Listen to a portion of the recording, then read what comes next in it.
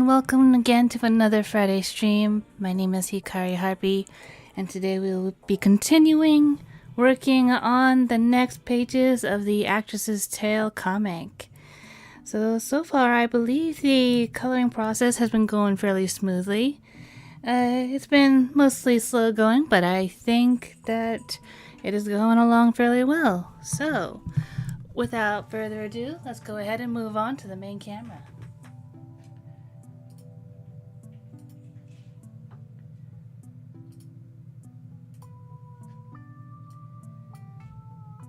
Alright. And as you can see, we already have the page nice and inked and prepped for today. It's nice to see like a little bit more of the redesign that I have for the Snapdragon Club.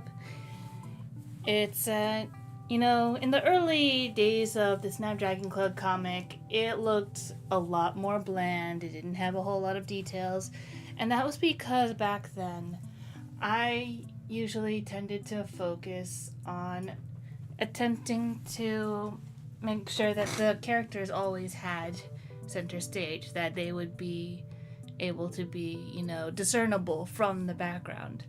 And the shortcut that I did to do that was by making the characters more defined and detailed while pushing all the background details and elements further away by making it like a single monotone or just giving it less detail in general so that the characters are always catching the eye first. But I feel like as I've gotten a lot more confident in my art style, that I decided that it was a lot more important for me to be able to make actual utility of the background by letting the background elements actually inform, the reader of the sort of setting it's in, the sort of story I'm trying to tell.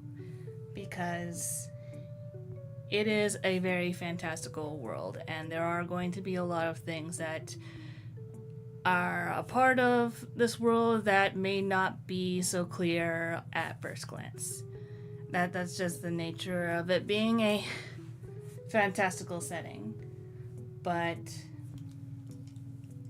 I'm hoping that the new elements that I have added will help to inform the sort of place this is. For example, I'll go ahead and flip back to a previous page where you can see our protagonist leaving the Cornucopia Hotel, which you can see that the buildings all have very strange and more naturalistic shapes.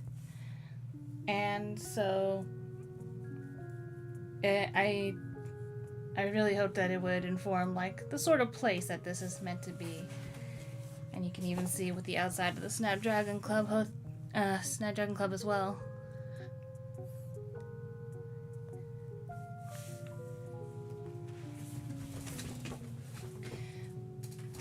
But yes, hello and welcome, Mr. Repairman. Oh, is it not working? So, for those who don't know, who are watching the VOD, I attempted to implement a new chat thing, but apparently it is not working again. Because of course, why would it? Why would anything work?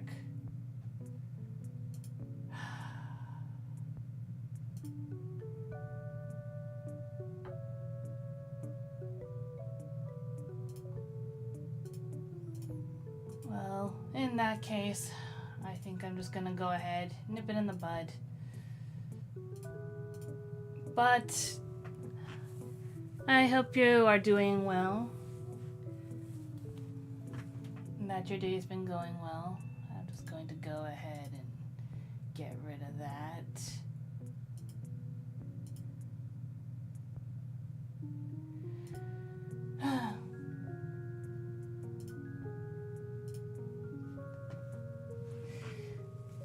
I am a little bit new to streaming, so that is my bad. But hopefully I will learn to make streams more engaging as time goes on. So if anyone has any suggestions, feel free to leave them in the chat or the comments if you're watching the VOD. Speaking of leaving comments, I did make a post before the stream, I believe like 1 or 2 days ago, about potential outfits that I could draw my Harpy form in. And I believe Kana suggested that a nice circus-inspired outfit would look nice, and I do have a history of doing a lot of research on circuses in the past, so that should be a lot of fun.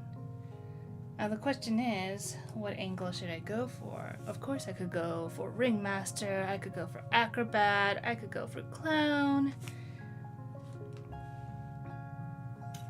Any of those could sound good.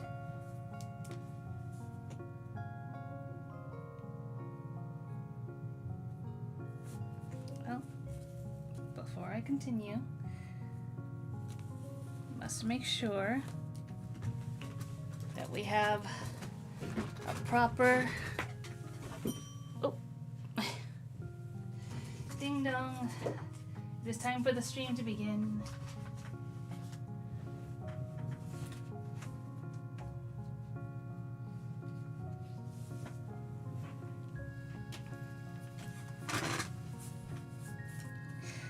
But yes, when working with alcohol markers, we do not want to take any chances. Does not matter how thick the paper is.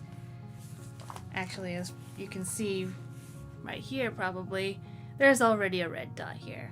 If I had colored in any further, it would start bleeding onto the next page, and we do not want that, so plastic sheet must go on top.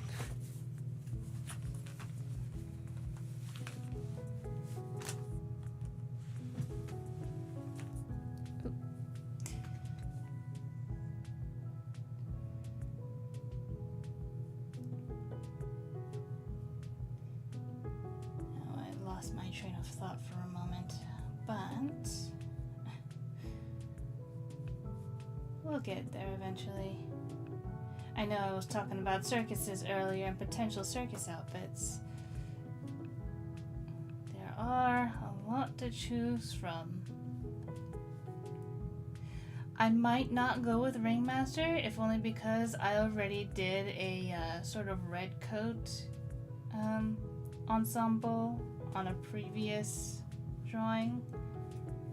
It was more piratey than anything, but I'm not sure if I can think of another good color scheme and color palette at the moment off the top of my head to justify attempting ringmaster.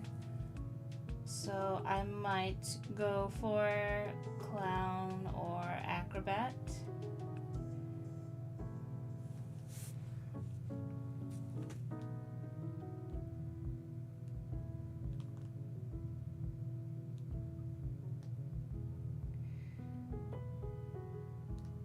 Yes, in the case of the Snapdragon Club background, it was definitely a huge challenge figuring out how I wanted to design the interior, because I feel that one of my weaknesses is designing exteriors and interiors of like buildings and just anywhere that's in a severely populated area.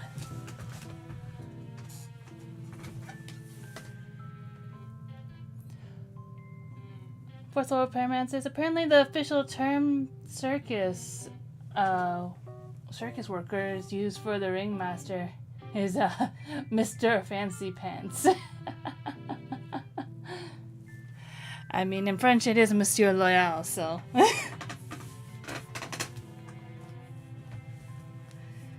So, you know, it could be right.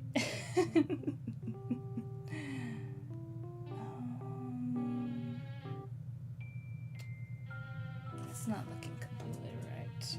I'm gonna go ahead and...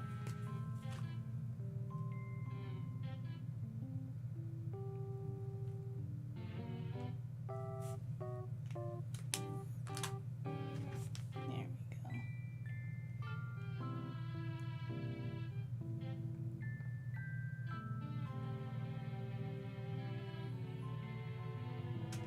But actually, yeah, that does lead into a good question for anyone in the chat or watching the VOD. If you've ever been to or seen a circus, maybe you've seen like a clip of a show online, or if you haven't, what are your thoughts on circuses? I mean, I know we can get into the whole thing about having animals perform in circuses, but outside of that, like, this is an hypothetical of either the circus doesn't have performing animals or treats them humanely.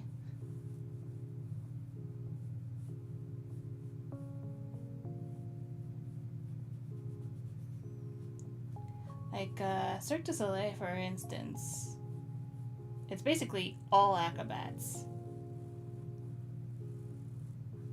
And they are very impressive acts. Although, technically, they can have their clown-esque characters as well. So there's that.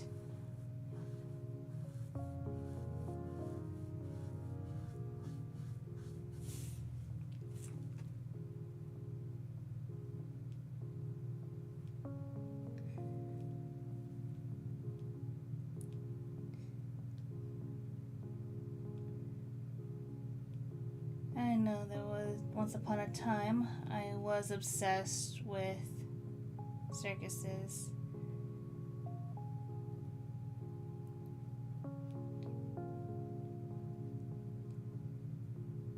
I researched from various things based on like documentary videos of how some circuses ran their stuff, and like articles about various superstitions.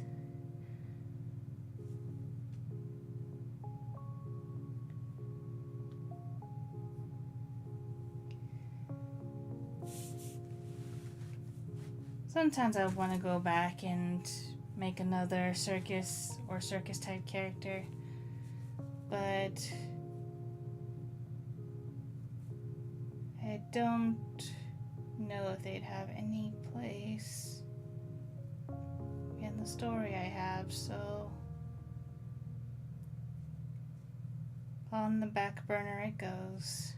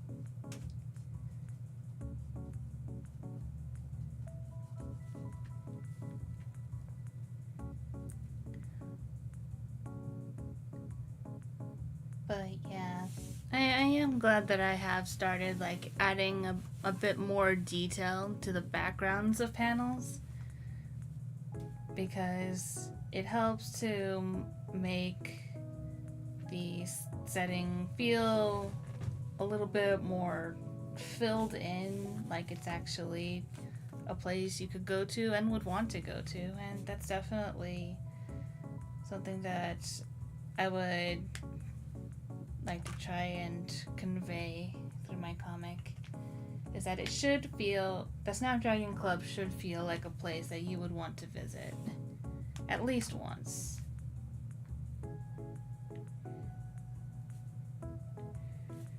Alright. So what I'm going to do is I'm going to start off with all the main character colors because those are the easiest that I know where everything goes off the top of my head. And then from there, I can focus on color matching which areas are colored what so that they're all colored the appropriate shade of blue, or if they're colored a different color than what I think it is. Because the color for the characters, I've had two elements that I have yet to work with, so a lot of these things have not been colored or been given a proper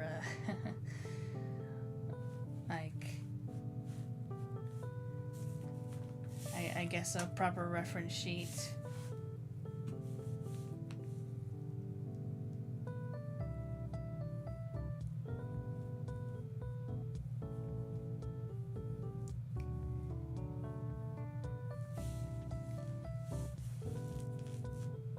It's not because I don't think I need it, it's because I'm lazy.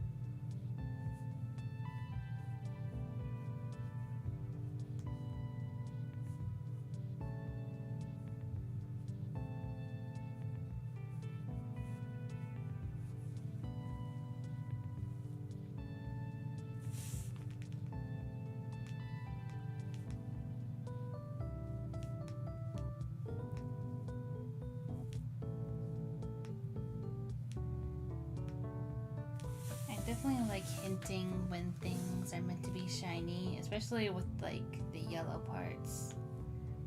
Kind of gives it sort of like golden-esque shimmer to them, or at least attempts to create that illusion. I do a similar thing when I'm coloring Dreamwalker's hair, because Dreamwalker, he's another Fae character from my Snapdragon Club grand opening comic that has like sort of silky ribbon-like hair, and so I always liked creating that sort of shimmery effect and such. Whoop.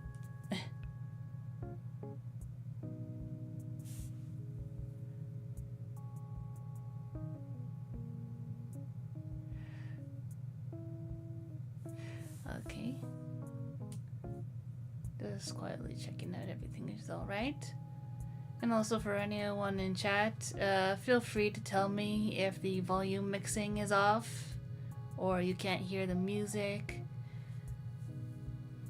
I will always do my best to make sure that this is a cozy listening experience.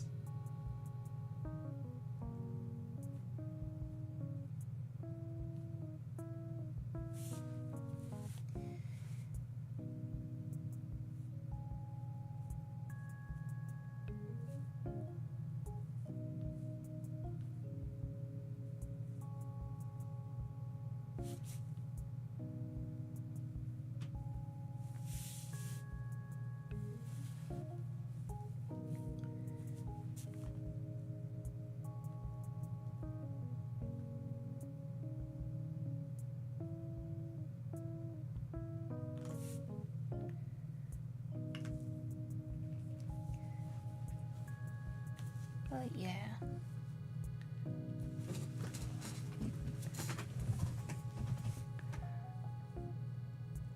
Audio's cutting in and out for me. Oh, goodness.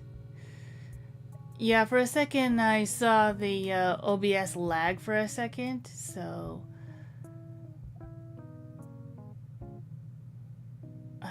hopefully there's nothing going wrong connection-wise.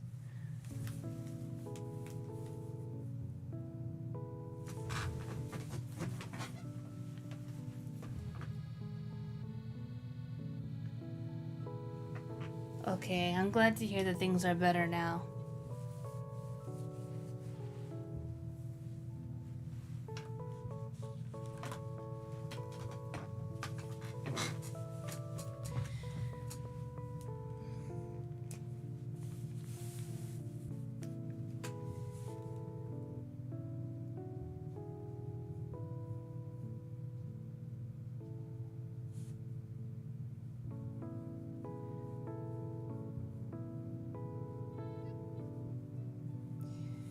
But yeah, I've looked back on the Snapdragon Club grand opening comic that I have the slideshow for, and honestly, I can see how it could be possible for it to be a little bit of a hard read.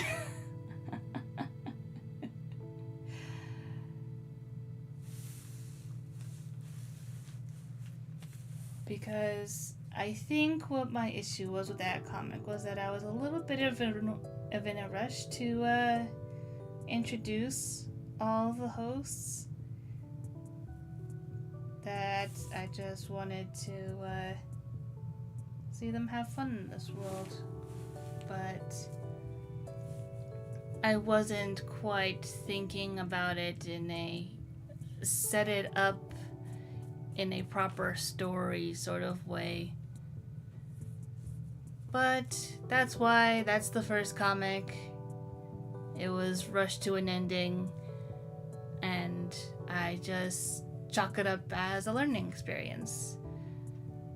I definitely think that at the very least, the Wanderer's Tale POV, reader POV comic has at least like a slightly more interesting gimmick in that it is a comic in which the reader is, taking part in the story, though it's just mostly basically an introduction to the Snapdragon Club and generally the type of world that it's in. But I also think that the Hunter's Tale also does a slightly better job at telling a straightforward enough story. Is it the greatest of all time? No, absolutely not. But it is better. And, improvement is definitely how I mark my success, at least.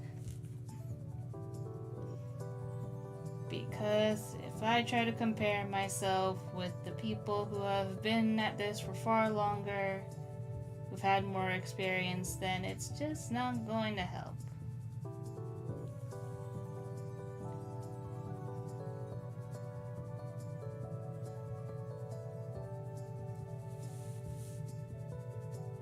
Just kind of need to step back and know that yes, I'm going to make mistakes, and just learn from them one at a time. Don't need to try and learn every single lesson all at once.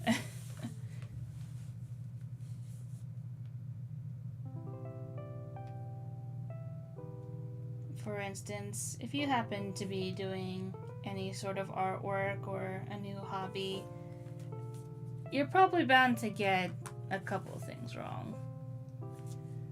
And there could be, and I feel like most of the time there's going to be multiple things. It's like, I could have done that better, I actually accidentally missed a step and should have done this before I did that, and other similar issues.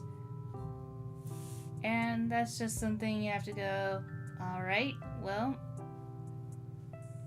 focus on one thing at a time to improve on, and then we can move on. Unless you're like some sort of person that can actually focus on doing multiple tasks at a time, then I envy you.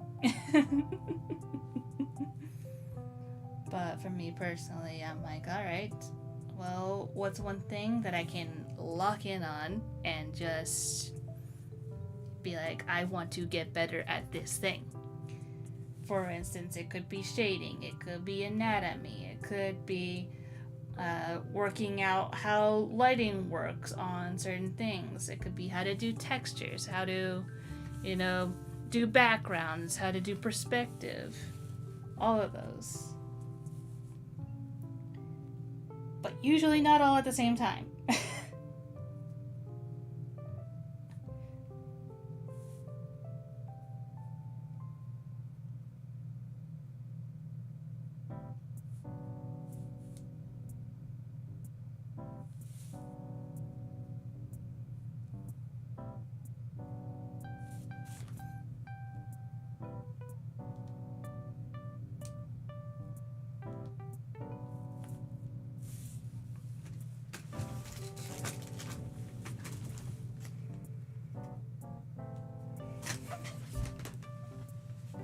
And hello, Ferox. Welcome, welcome. Didn't know you'd be live this morning, or I forgot. Yep, I try to be consistent every Friday.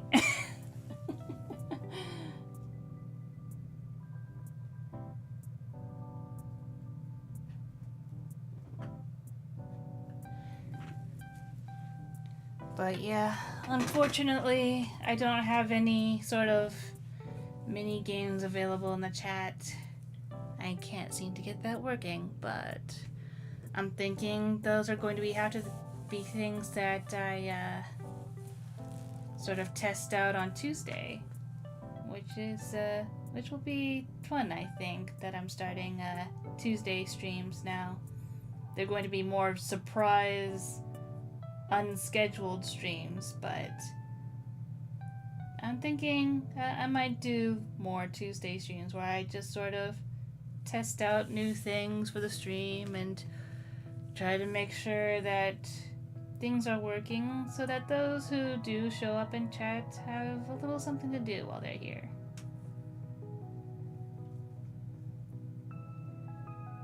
Because I do enjoy trying to make chat and streams a little bit more of an interactive experience for those who manage to make it.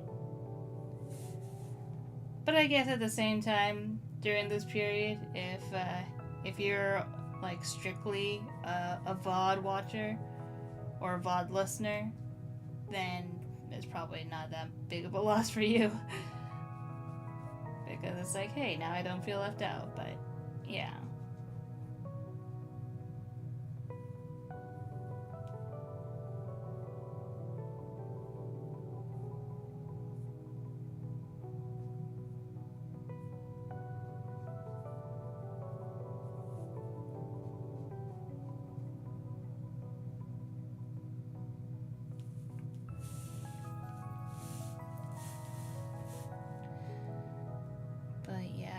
It took me a hot minute to settle on how I wanted to do the main furniture of the Snapdragon Club, because I know in previous comics such as the Grand Opening and the Wanderer's Tale, you could see that the seating areas are basically all of them are like half circle booths, in which that you just like sort of slide into the circular seats. But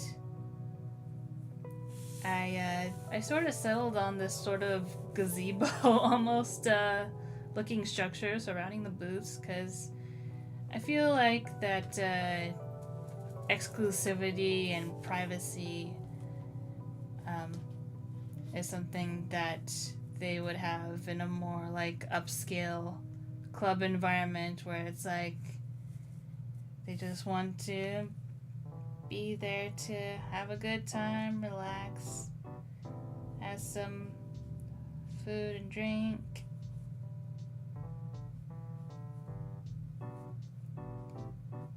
And the staff are all really chill.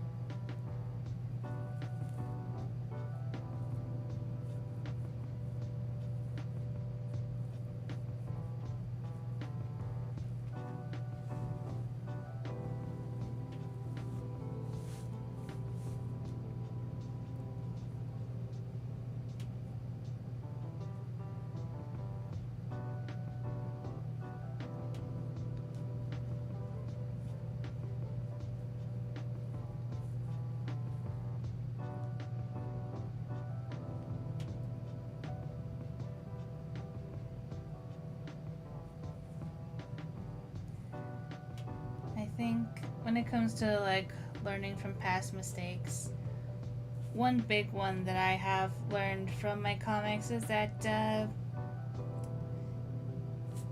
sometimes my writing is a little bit janky. Like, yes, it gets the point across, but it doesn't quite flow as smoothly as I would wish it to. And so, a lot of the times in the Actress's Tale comic, I have been going into my still sketchy pages and redoing the word bubbles just because I found that, like, I try to read through it a couple times and I'm like, yes, technically it's getting the information that I want to tell. However, it's sounding a lot more like lore dumping than any actual, proper conversation. You like my writing? Aw, well, thank you. I'm trying. We love the scuff. I mean, it's all a part of the learning process, It's like, you're never going to fully get rid of, everything that could possibly be wrong with it. It's just not gonna happen. We're human, we make mistakes, and it's just one of those things we gotta learn to deal with so that we can learn from our mistakes faster. And so we're not stuck in fear of proceeding.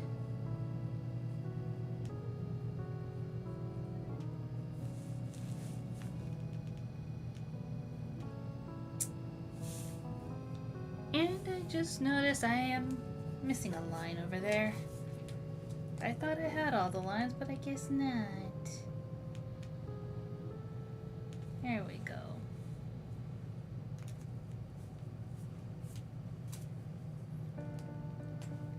See, I do this line art beforehand, and sometimes I still miss spots.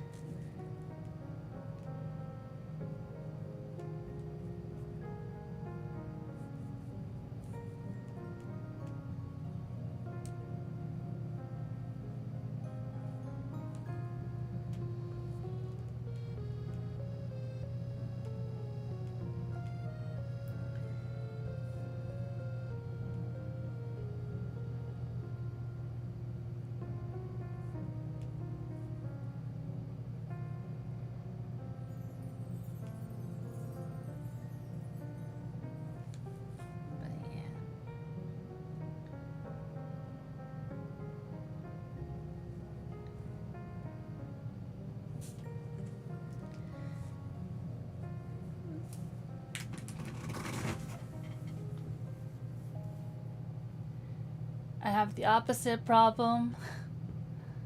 Not sprinkling enough lore clues. It is definitely like something that is like it can be difficult, you know. It's like you can get like really caught up and just wanting to let the characters do their own thing, and then you go, oh yeah, there was a story that's supposed to be going on. Whoops.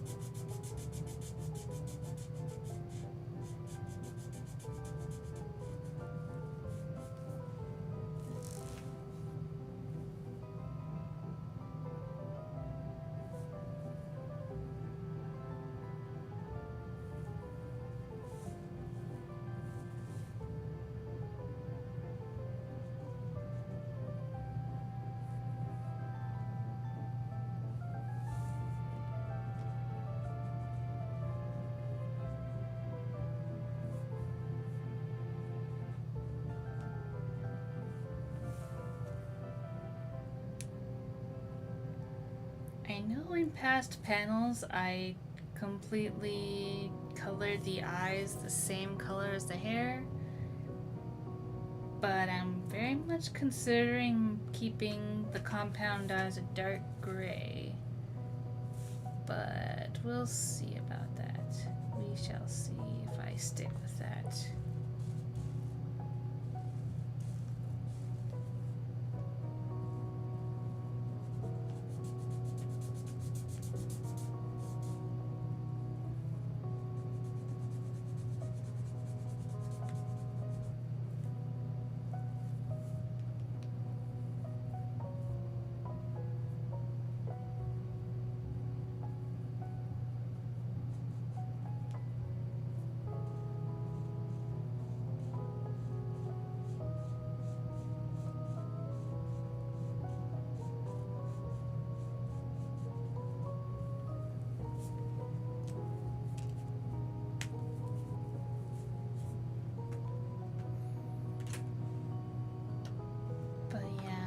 For things I've been into, I'm starting to think that the reason I got recommended Smiling Friends video earlier is because season 3 is like set to premiere later this year, so that's probably why.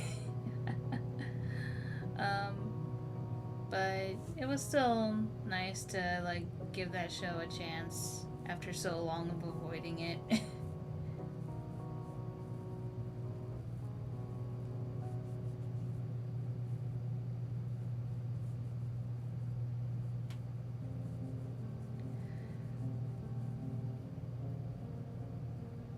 I'm still not sure what to do about it, but it is nice. It's like it's a little comfort show.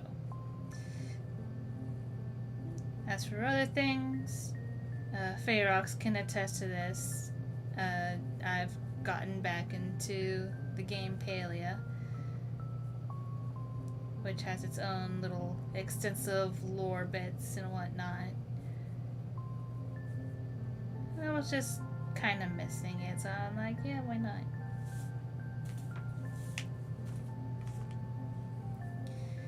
It's just a lot of grinding so far, but you know, that's just the nature of the game.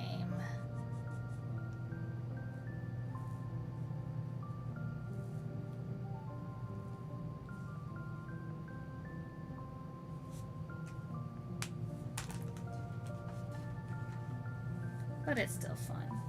It's very fun.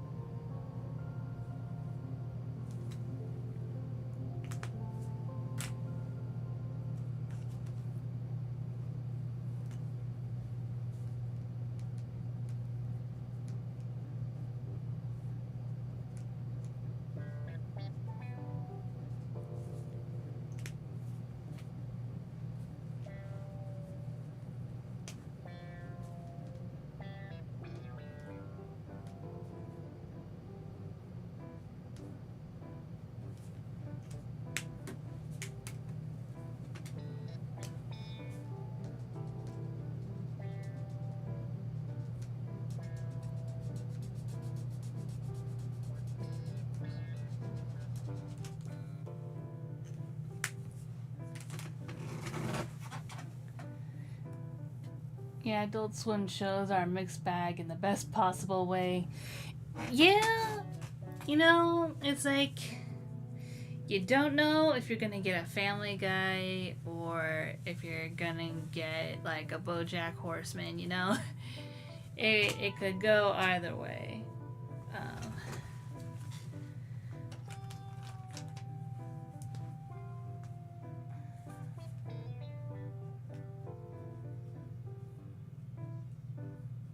I'll be honest, I'm kind of dreading the part where I have to go and color the background.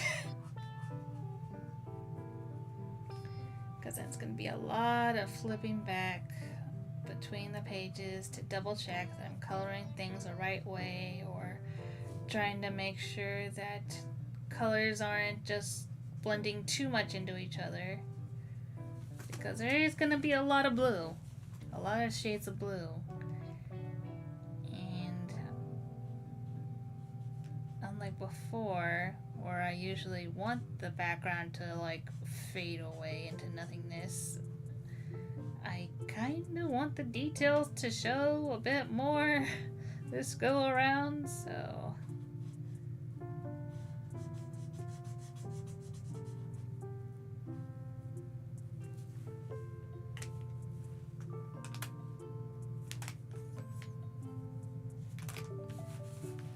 we'll just start with what we know first.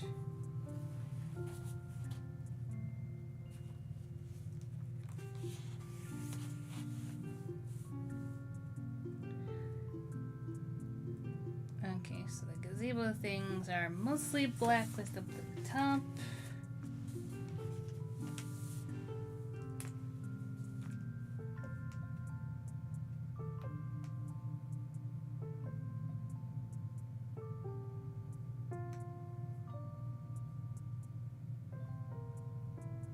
And I completely missed a spot where I should have been coloring it a golden color.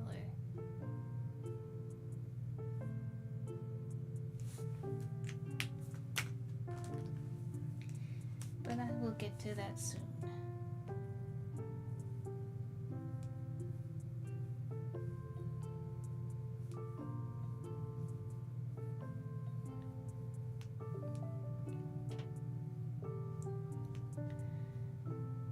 I was also taking a peek at some of the free with ads YouTube videos.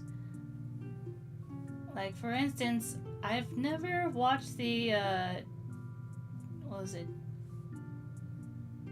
I want to say it was 2022 version of the witches. You know, based on Roald Dahl's book. So I haven't seen that one before, so I thought I'd give it a go. Instantly, Chris Rock narration. I'm like, oh, okay, all right, yeah, it's that type of movie. Okay.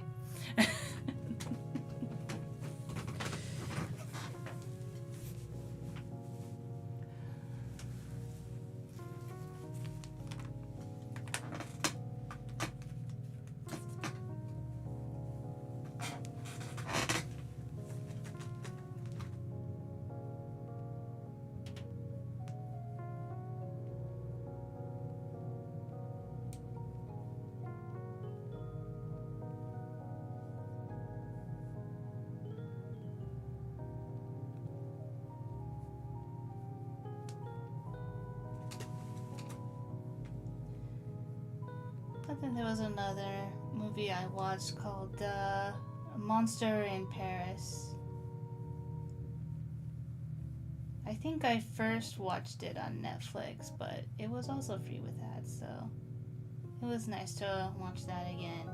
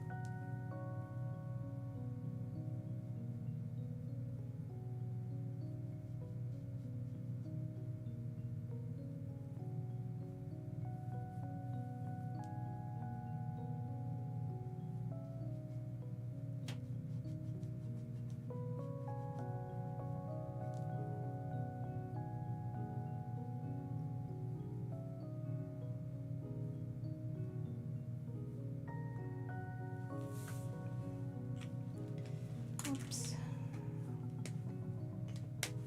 Completely forgot to color that area in.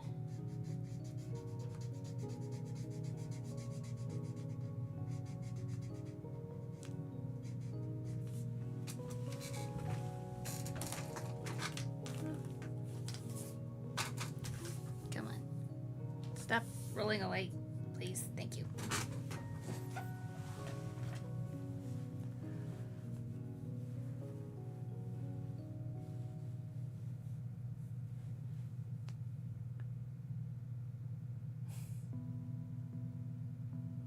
What was I voguing for? I'm not sure I know what you're referencing. Quite remember. Oh, Hundreds of Beavers. Speaking of free with ads, it was a hilarious modern silent film. Ah, I see. Monster in Paris rings a bell, but I don't think I saw it. Yeah, I think it's a pretty charming little film.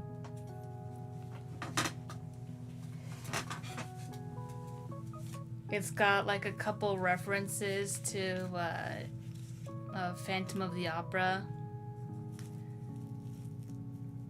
Not like super directly, but there's characters named Raoul and Catherine.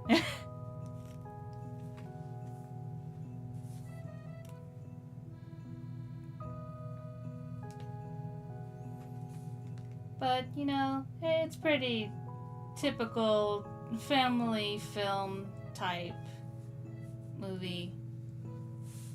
But very creative, very fun.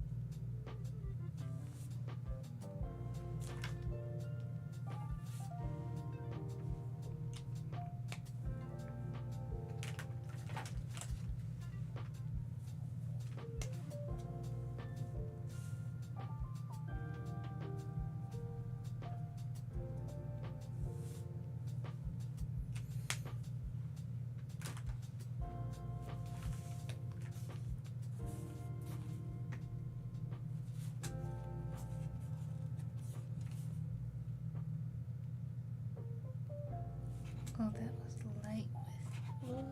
Oops. Oopsie daisy. This is why we reference back to previous panels, otherwise you get them colored wrong in other panels. But nobody's gonna notice, cause it's a background element. And unless it's super noticeable, nobody's gonna care.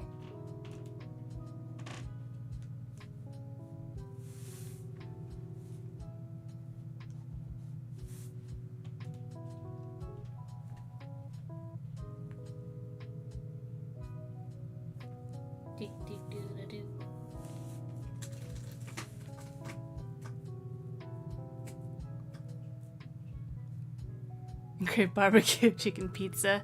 That does sound good, man. Maybe not barbecue though. Maybe like white sauce Alfredo type pizza. That sounds good.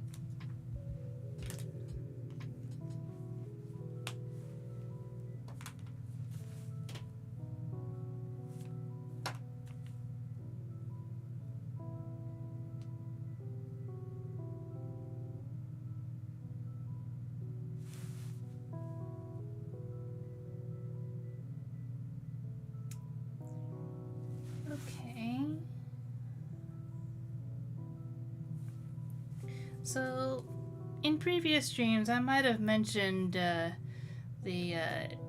trouble for me with inking in one solid color, and this is going to be one of those problems right here. If you look at Max Pants, I can't recall, because you see the tails where it's coming from.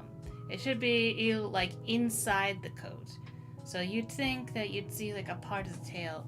However, I'm only seeing one solid line, which means that this area between the legs is either going to be the back of the coat or the tail.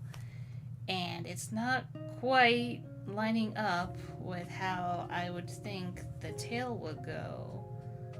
So it makes me think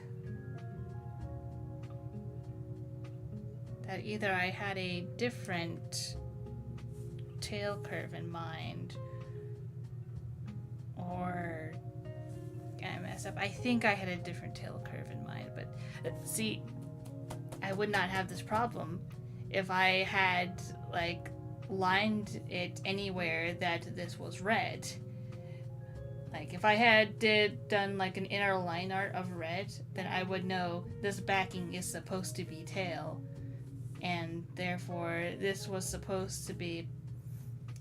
Yeah, I think that's what happened. I think the original idea I had. This is what happens when you leave things for so long. I think the original idea I had was that it's swooping this way. Sorry, more like this way. But instead I assumed it was kind of going more like a sideways S. But because I forgot that original idea, I just went ahead with the sideways S coloring, which is why I like added more line art and did that. Whereas I think what was supposed to happen was that this was supposed to be the tip of Mac's tail. This was supposed to be white, the rest was supposed to be red. That's okay. We're just gonna make some adjustments. That'll be fine.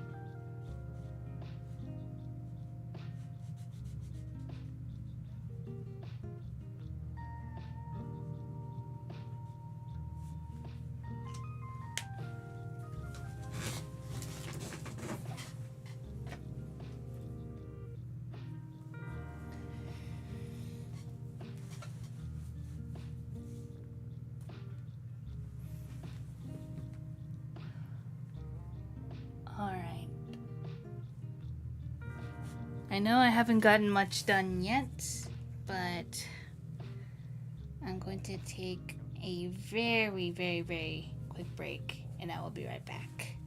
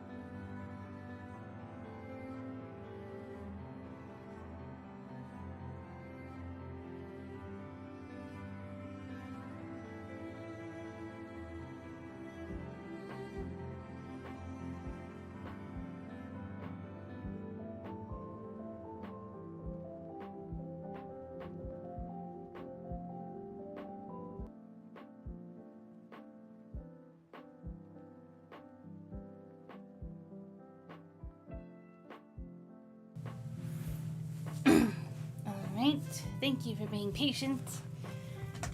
We will resume the coloring.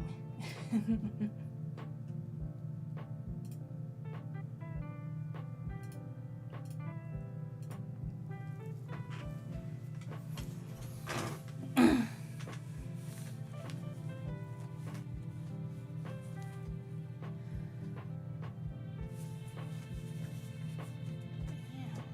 think what I need for this is for this to be a light blue.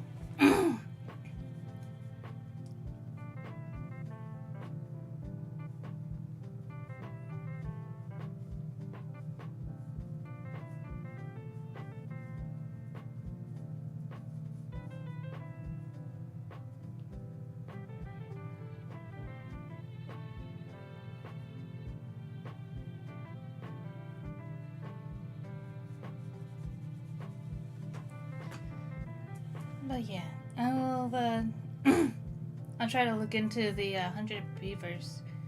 Modern silent film sounds like a very, very interesting way to tell a story.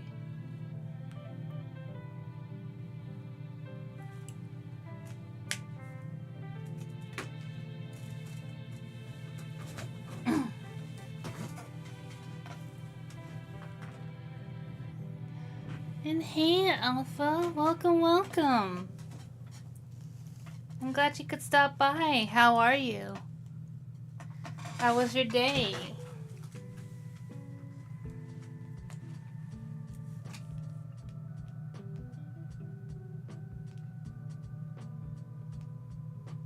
For those who don't know, Alpha is also a wonderful artist streamer on Twitch.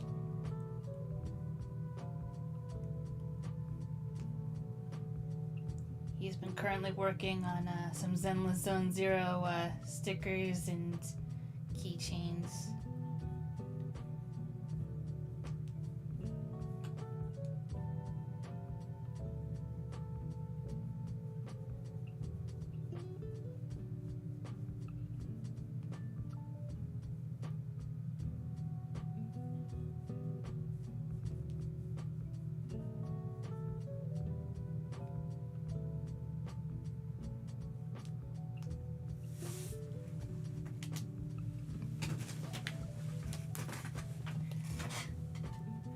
I'm okay. Work was nice and calm. I went to wine tasting at work this afternoon. Ooh, fancy.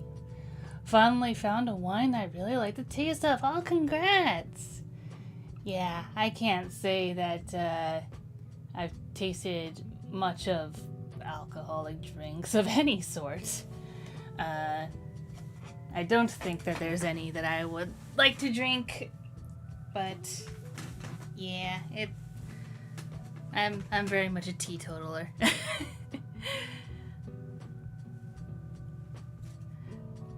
But yeah, while I'm giving shoutouts, Bayrox is the VA of Shade the Nightmare Fae from the Hunter's Tale comic dub, and Repairman has a webcomic called Dungeon Smalls, which is a really cute and funny comic. It's been going really well. I just caught up with the latest pages, so things are getting interesting. So yeah, if any of those sound interesting to you, feel free to check them out.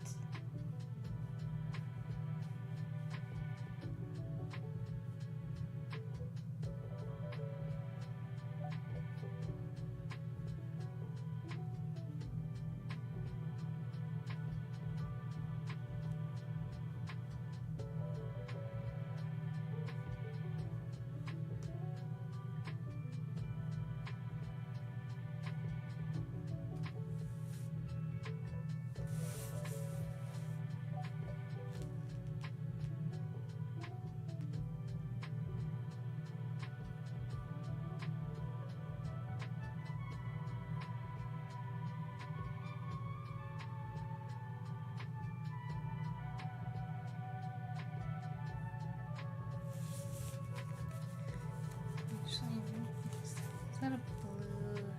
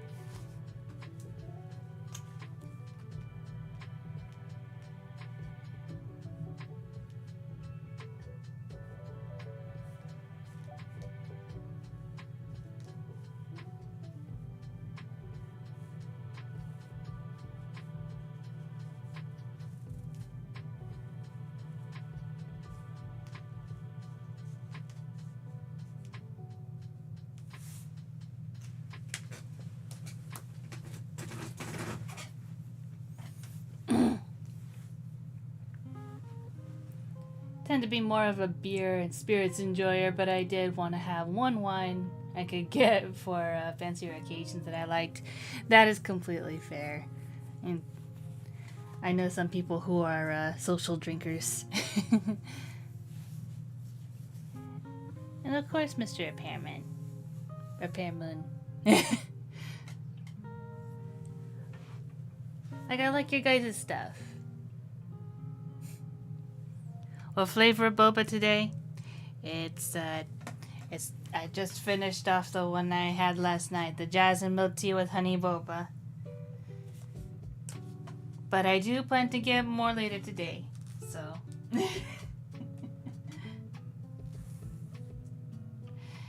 Yeah.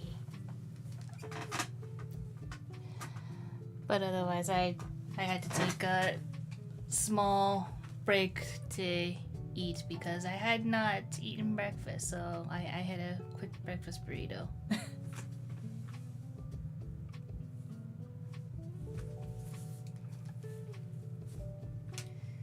But I also got water next to me so I can stay hydrated, as we all should.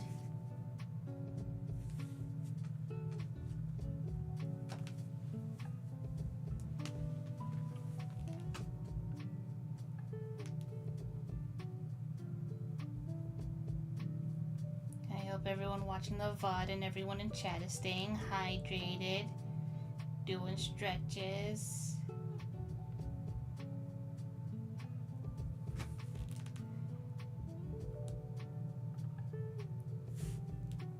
There will be no shrimping in the creator's garden.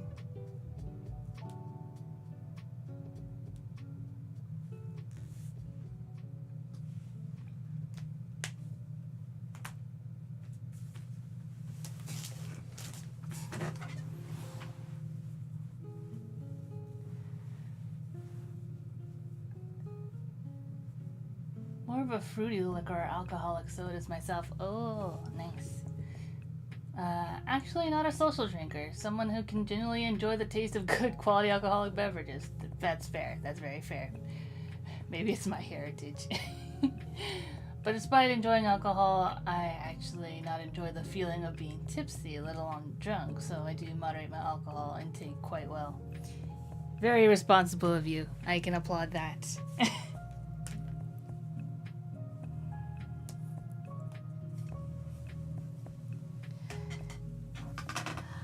I have heard that there are like different types of drunk depending on who you are. Some people get like angry drunk, or some people get like sad drunk.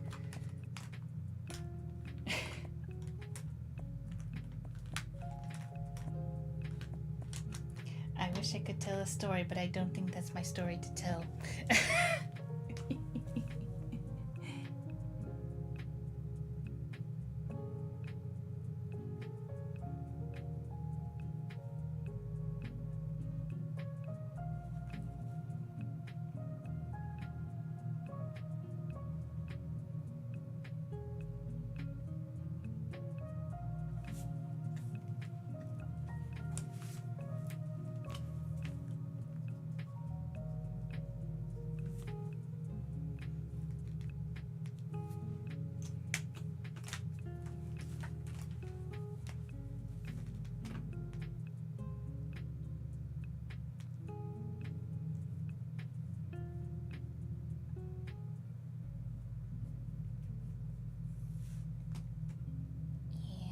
I can't wait to get rid of this blue because this color is just so super saturated and I can never find a good place to use it in.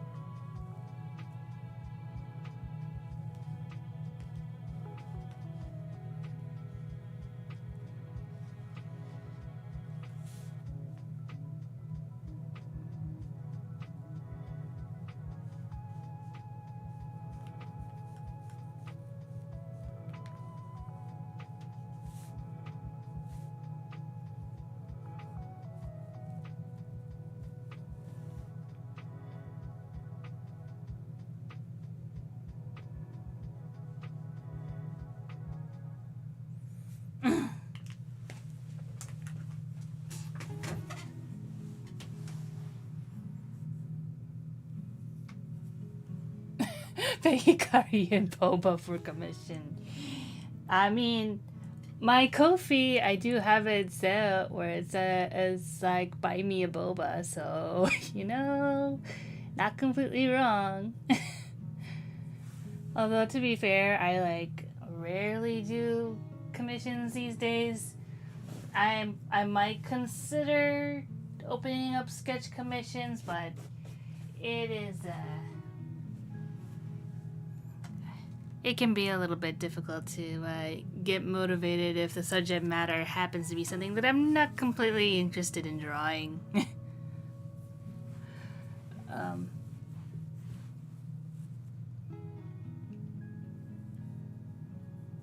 Hopes I did not get drunk quickly at all. I know from experience that drunk me equals turning into a sack of potatoes that giggles like a schoolgirl and completely useless for the rest. Aww, that sounds adorable. Don't drink booze often enough to say, but I think I'm a loose and laughing person when drunk. Also, I was disappointed when I learned beer does not taste like root beer. Yeah, that would disappoint me too. I will never understand why they decided to call it root beer at all. I'm sure there's some sort of historical reason for it. Do I know it? No. But usually it's for some silly reason, I'm sure.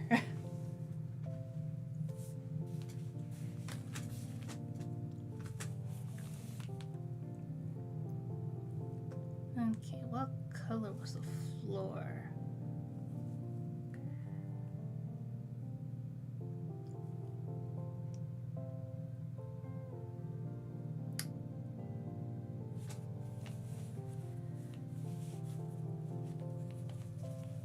I'm trying to decide. Oh my god.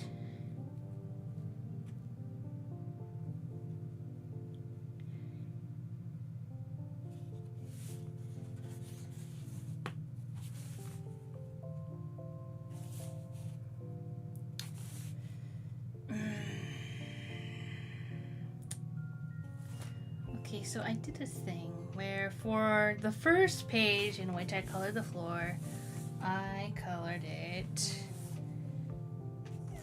Where is it? Yes, I colored it this shade. But for the rest of that, because this is the same color I also use for Max Pants, I was like, well, I don't want it to blend into Max Pants, so I want to turn it into a different color. So I think from there, I attempted to start trying using this one. And that's what it's been for the last 2 pages. So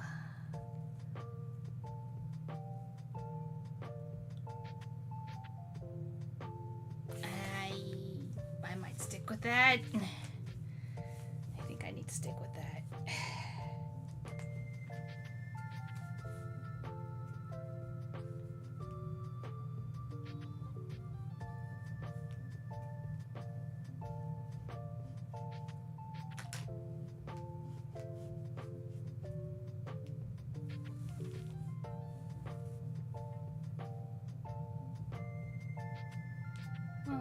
At the very least, it's giving me more opportunities to use this shade, which is great because not only do I have this marker, but I also have so much refill ink for this that I really just want to get rid of it. I really do. I want to get rid of it so bad. I want to get rid of it so bad. It's like I don't really use this color. I already have a dark blue that is less saturated. I don't really have much uses for such a saturated dark blue.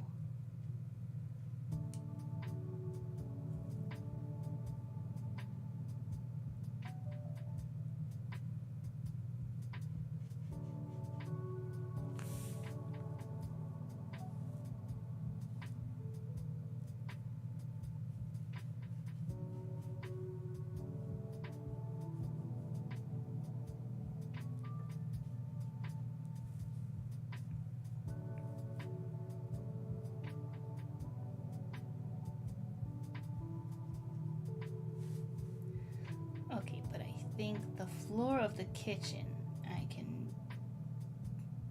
Well, actually, I would want it to be a lighter color, I think.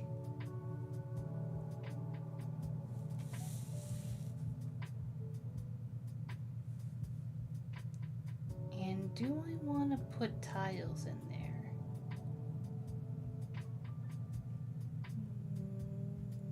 Nah, I don't think I'll put tiles. Or maybe...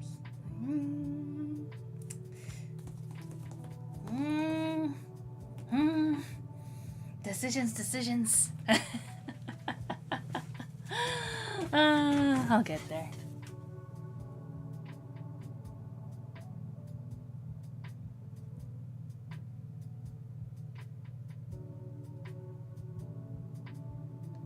Not interested in drawing literally makes a comic series. Listen, the comic series is something I actually want to draw. I can usually hyperfixate long enough to get the thing done.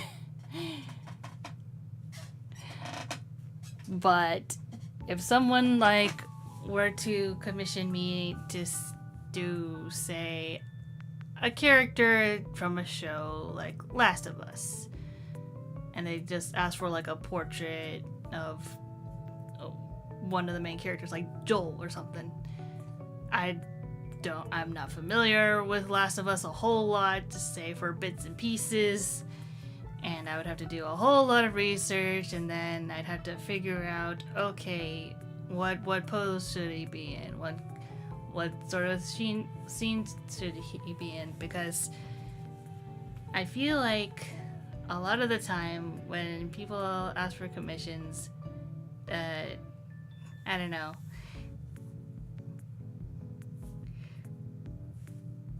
my experience at least is that generally they don't seem to know specifics of what they want, or if they have specifics, it is super specific, which will lead to like many iterations, and I can't quite do many iterations in a traditional medium without starting over completely. So that sounds like a big pain. But yeah, so that's why, generally speaking, I have not done commissions as of late. But I don't know. I've been going back and forth about possibly opening like sketch commissions where people will put in like, here's the prompt, draw the prompt, and then you get what you get. You know, within reason and quality, of course, but you know, you get what you get.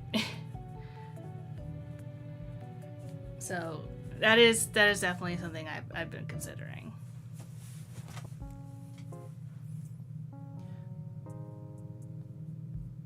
How to draw something for Mario's 40th tomorrow?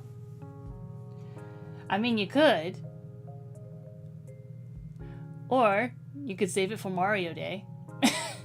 Either one works, I'd think.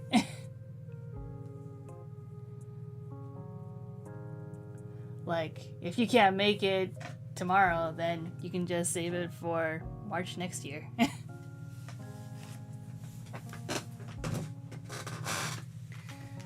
Okay. The walls are sky blue.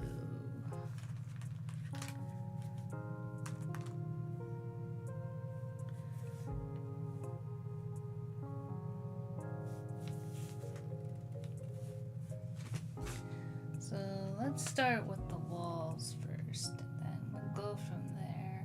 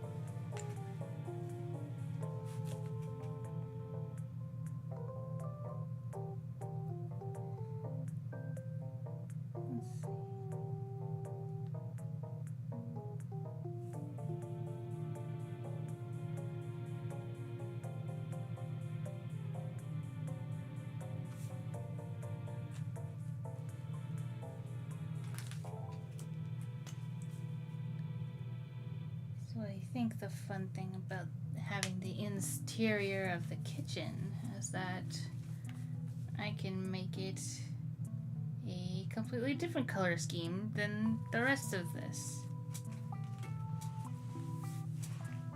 In fact, maybe I'll make it more of a blue-green.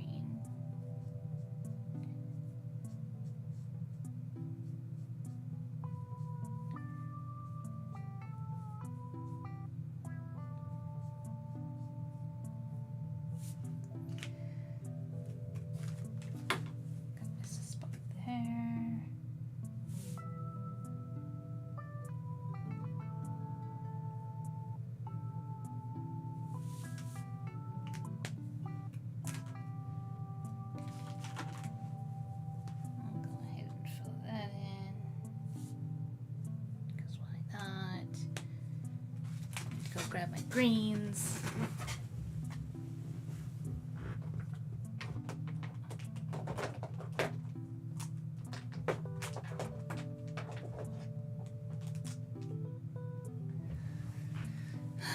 Okay, all the greens in the world. There we are.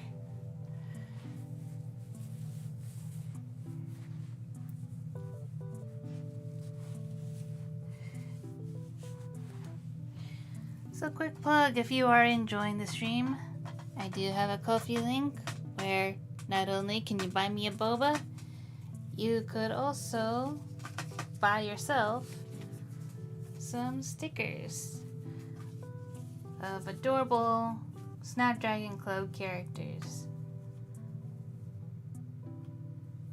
So these ones are a part of the Snapdragon Club grand opening set. And then there's another set for the Hunter's Tale. So if there's any characters you like from those, you can buy them separately or you can buy a whole set. But yeah.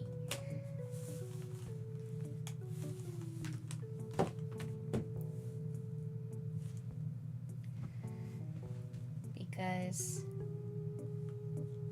I have no sponsors. I just do this because I have stories and characters that I'd like to show the world, you know? I love these guys.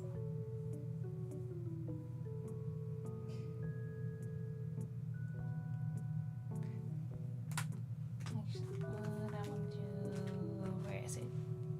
Where'd you go? Come back, don't need me. There it is.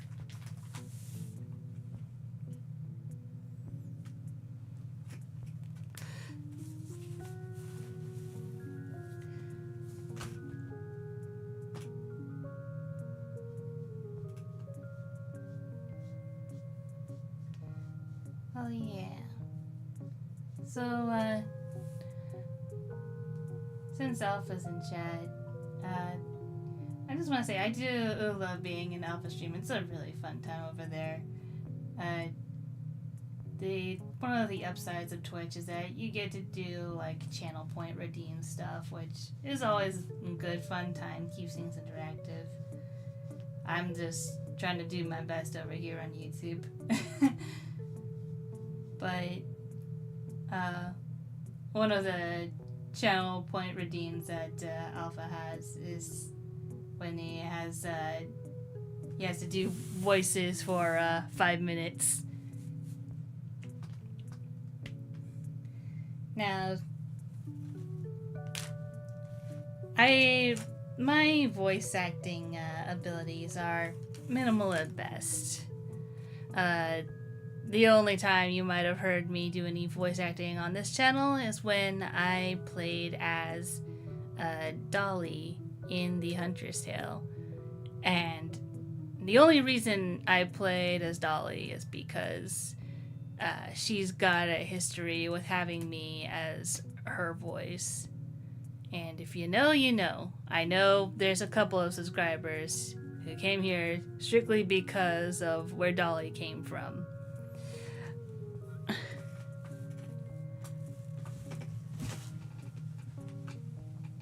But I don't know. You think I should attempt to do any voices? I have a couple in mind that I can do with some degree of success. I'm just not sure how well that will go over.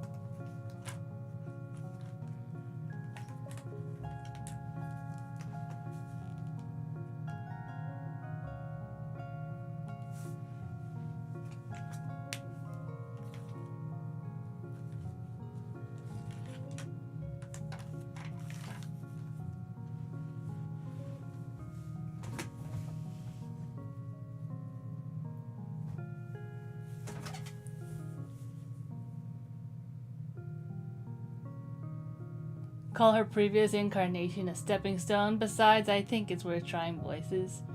I'm in the bad habit of not sufficiently thinking of voices myself.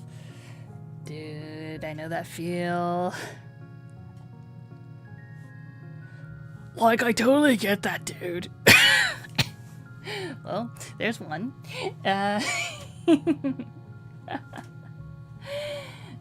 But no, seriously, I understand the difficulty of figuring out voices for your characters. I only started really thinking hard about it because I decided to do the whole comic dub route. Just because, like... Okay, so full disclosure as to why I wanted to do comic dubs. My main inspiration, I believe, is... Paranoid DJ. He did a lot of sound design comic dubs, along with, you know, his own character covers and whatnot, and his own original songs, which are super cool and amazing.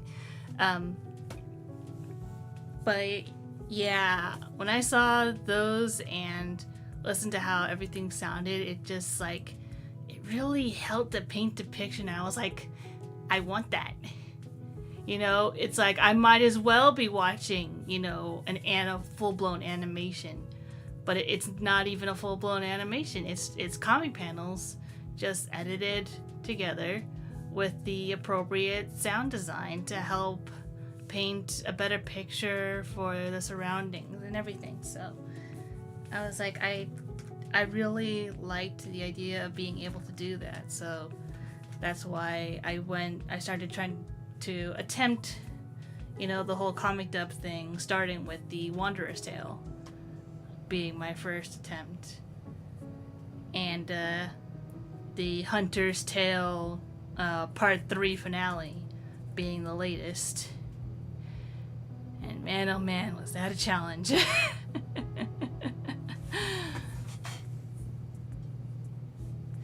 But yeah, coming up with voices for my characters was definitely hard for me because I can't imagine voices very well. It's just one of those things where it's like, I need to be able to like hear something first, and then I can have it, you know, as part of my, you know, brain data set. But yeah, that's why a whole lot of the times I have to like work with potential voice actors to be like, I'm kind of thinking this sort of direction, maybe, sort of, hopefully. And like Warlock, for example, he was really great I mentioned this in a previous stream where he helped me come up with Mac's voice. Like, he looked at this big, laid back cat and was like, yeah, I can see him having a little bit of a southern twinge in it. And I'm like, really? Southern? I never really considered that. And then he did the voice, and I was like, ah, okay. Yes, I can see that. And it just sort of clicked, and it's really nice. It really is.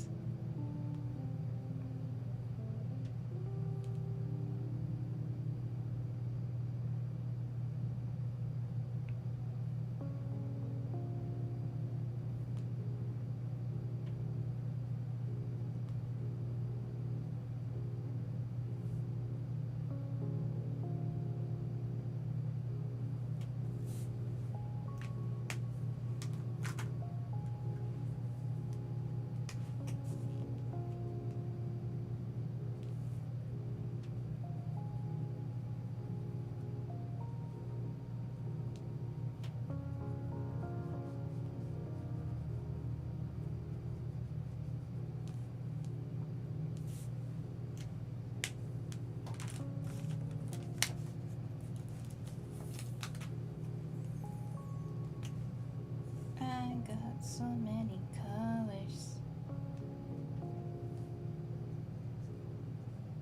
There's way too many.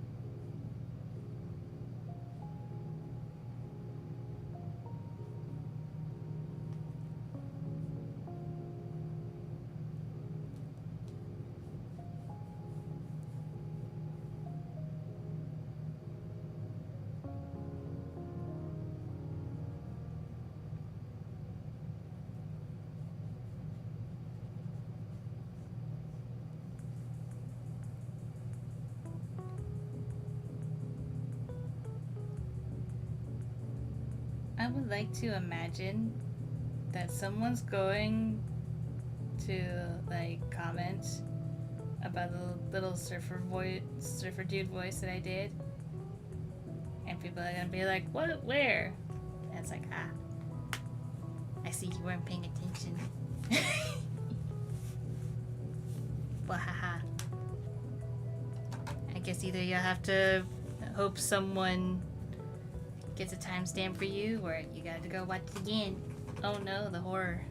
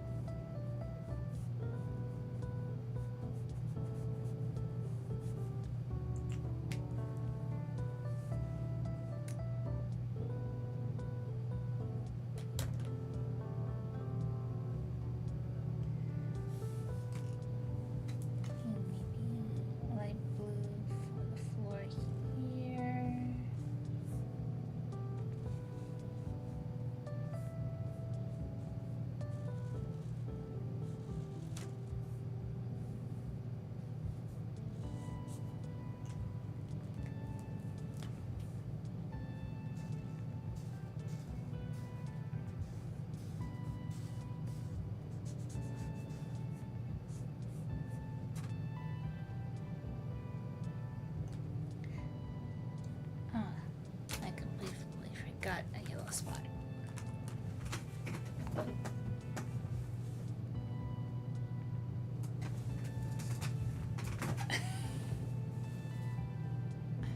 That was a surfer voice?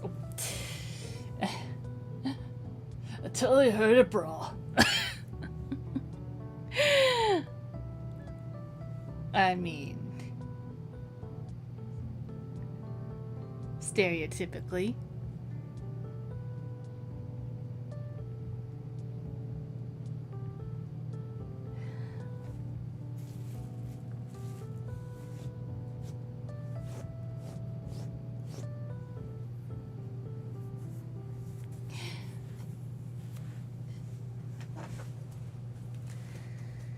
But do what you will with that, I suppose.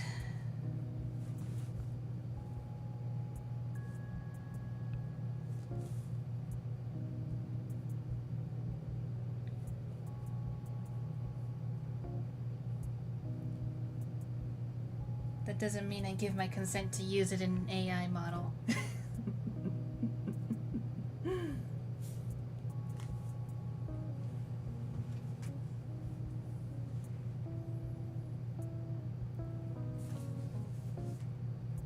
You leave my works out of generative AI.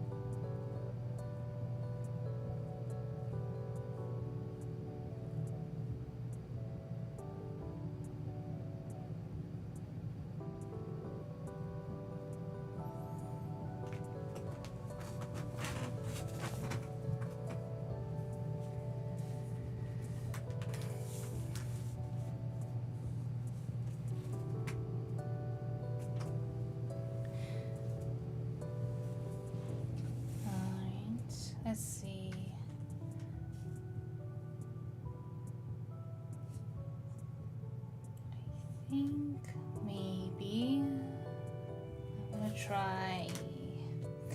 No, I said I didn't want to do this one because this is the same color as Akasi. I don't want him blending to the background that badly. So, do I really want to use this color? Do I really want to use this color? I'll try it. I'll try it.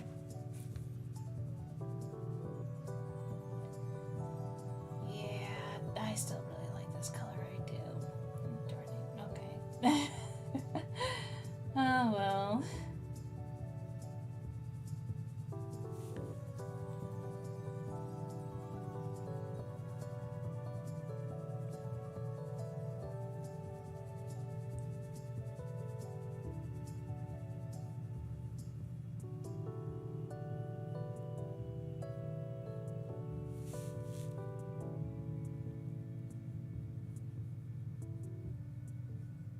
At least this color won't be used a whole lot, considering we're not really going to see the kitchen a whole lot. At least, as far as I can tell, we shouldn't be seeing the kitchen a whole lot. But you never know. The comic is still only partially worked out, including the pages that I've already inked and colored. I think I'm up to 22 pages that are at least in the sketch stage.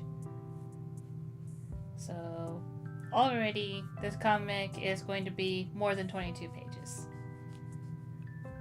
And just for comparison, the Hunter's Tale is 95 pages. So I'd say we're on track to be probably around as big as that one.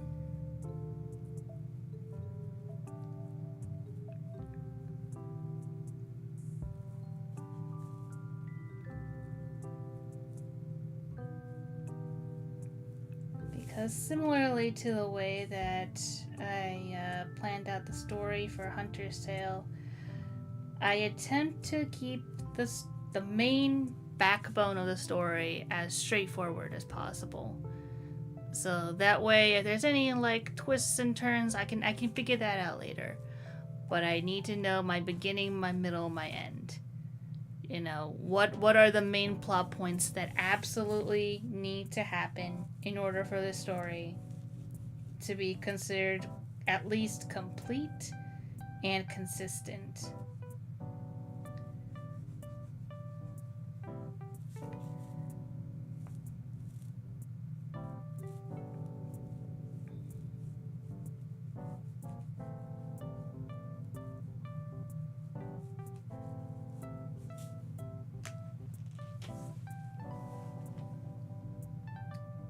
Okay. I think I need... Well,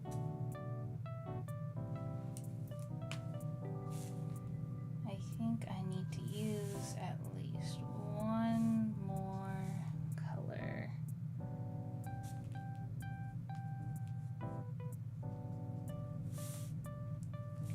Oh yeah, I should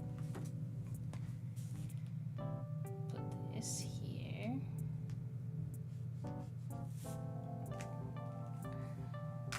And I think what I'll do is... Where is it? This one.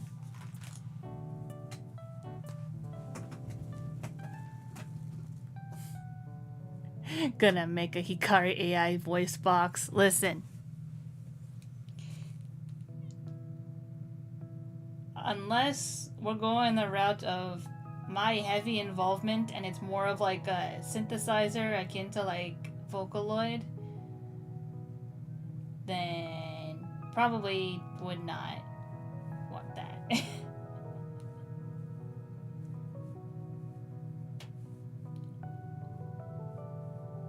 You know, Vocaloid and the like walked so that AI voice models could run.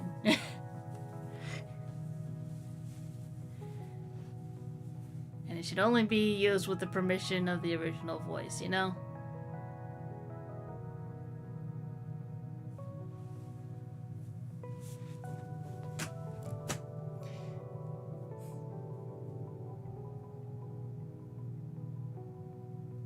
Use that AI voice to talk about Soup House. Oh no, no, no, no, no, no, no. It would have to be about Shirley Temple. It'd have to be about Shirley Temple. It'd have to be about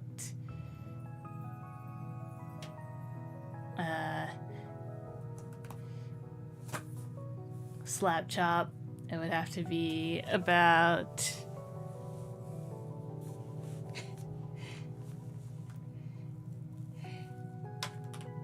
I don't know.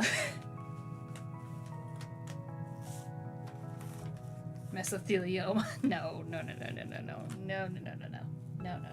not doing that. We are not doing that. No. Not in my house. No. Where did it go? I just had it.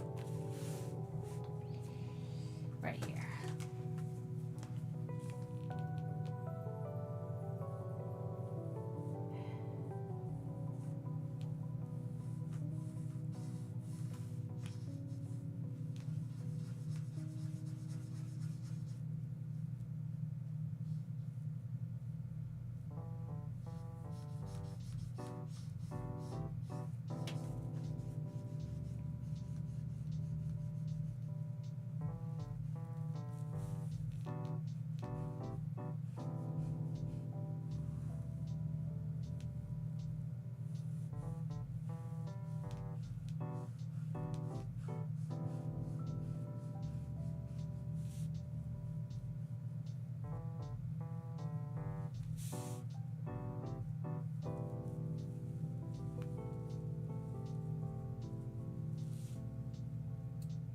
Okay. I'd say it's looking pretty decent so far.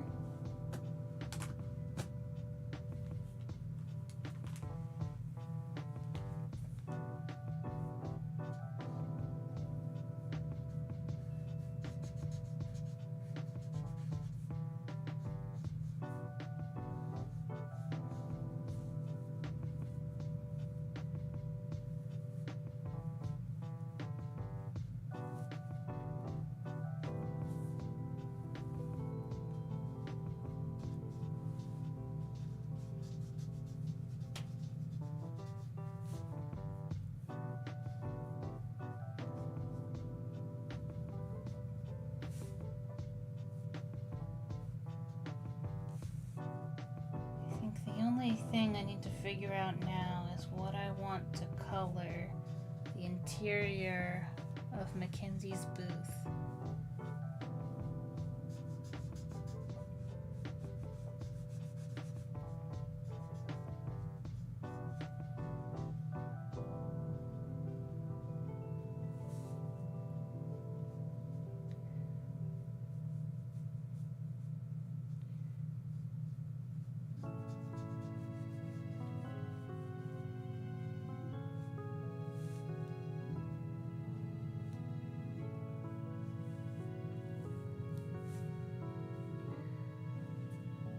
Okay, yeah.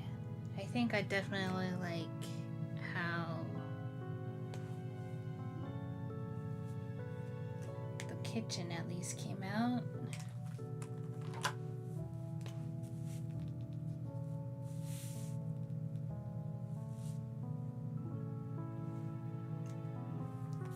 Oh yeah, completely forgot. I need to color Mac's eyes.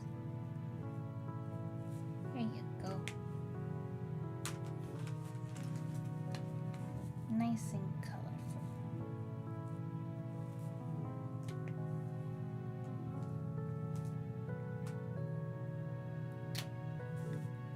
And I think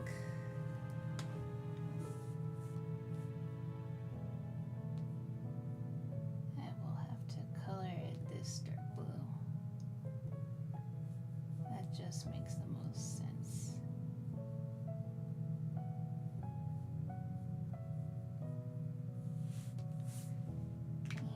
completely missed a spot. I hate when I do that.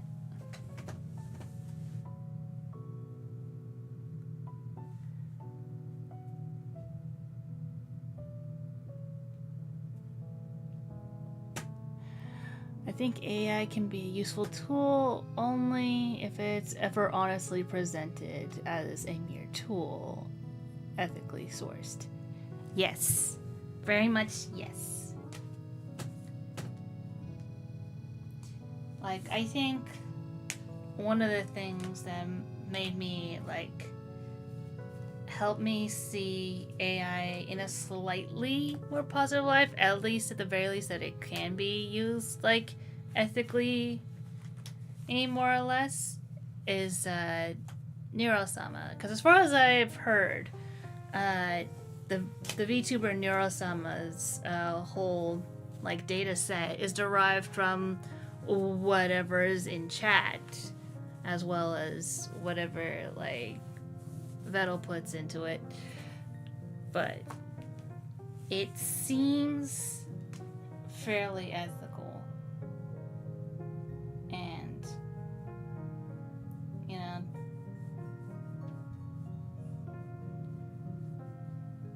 and it also seems to be, like, a lot of fun. So, here's hoping that generative AI can at least have an ethical future ahead of it, because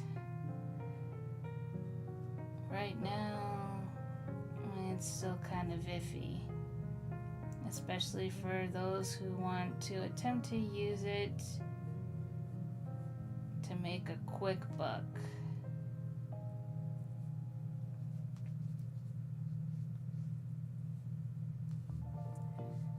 But at the very least, it's never going to completely get rid of the creative process. It really, it can't.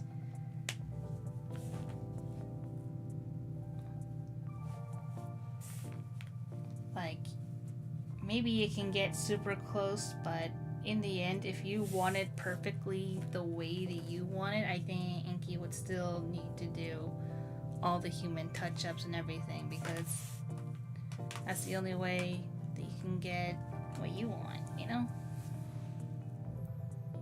What do I want to color that?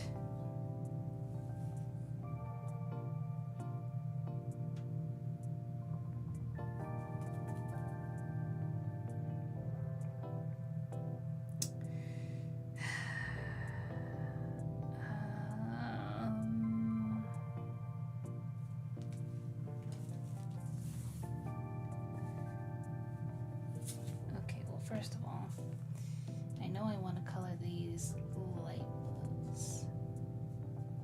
A little bit more on the lighter side. And then we can have a lemony thing going on over here. And then.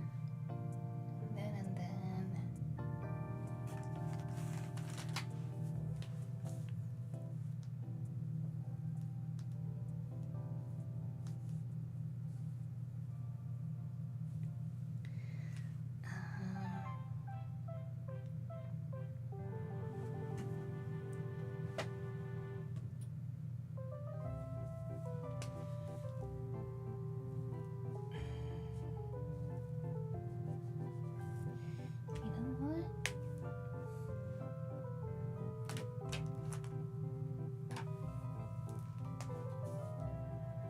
Yeah, that works out. That's actually really cute. I just realized how very black and yellow the door to the kitchen looks, and I'm just like, well, but she is the cook, so you know, it works out.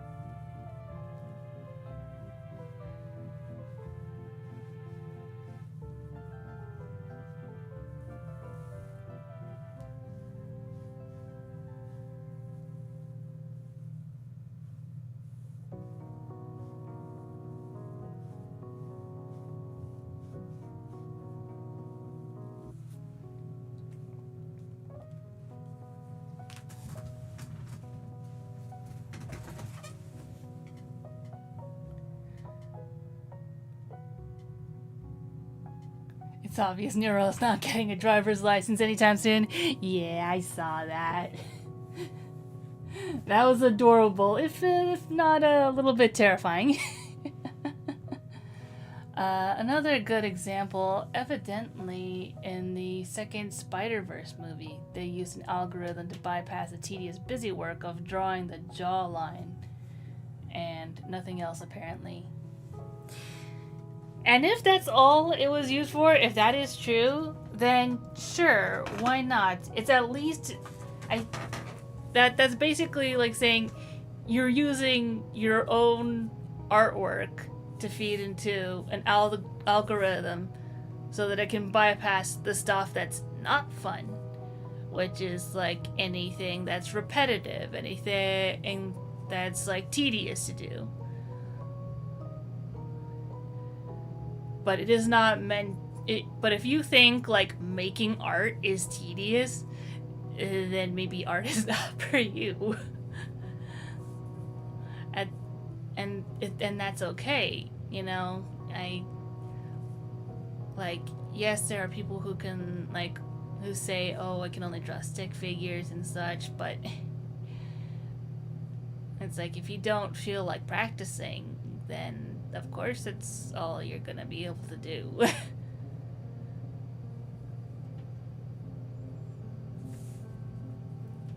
And I think, at least for me, how I got into it was that I was basically bored enough to want to practice, to be constantly making things, even if they weren't perfect. Like, all my earliest drawings that I have like half circle heads on top of stub necks and Powerpuff Girl hands, because, you know, I was young. I didn't know how to draw hands. But when you wanted to actually start looking like something else, then you can, well, at least for me, it's like I was able to be like, okay, well, I wanted to look like this, so I go and look at the stuff that I want it to look like, and then just like try to replicate it as best as I could.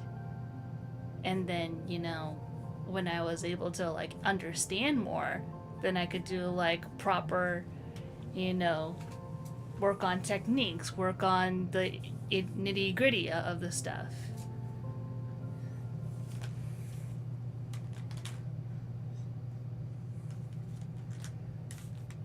Like, oh, if you're drawing this animal, the legs should look like that because the bone structure and the muscle structure goes this way and that way, and that this is how it differs from a human's. You know, it's just all about what you're willing to focus on and hyperfixate on. But if you're just there just to try and make a quick buck, to try and like capitalize on whatever seems to be the new hype thing, like, I feel like generally, like, some people will get that if you ever like try and talk about art and stuff. Like, it'll come off as insincere.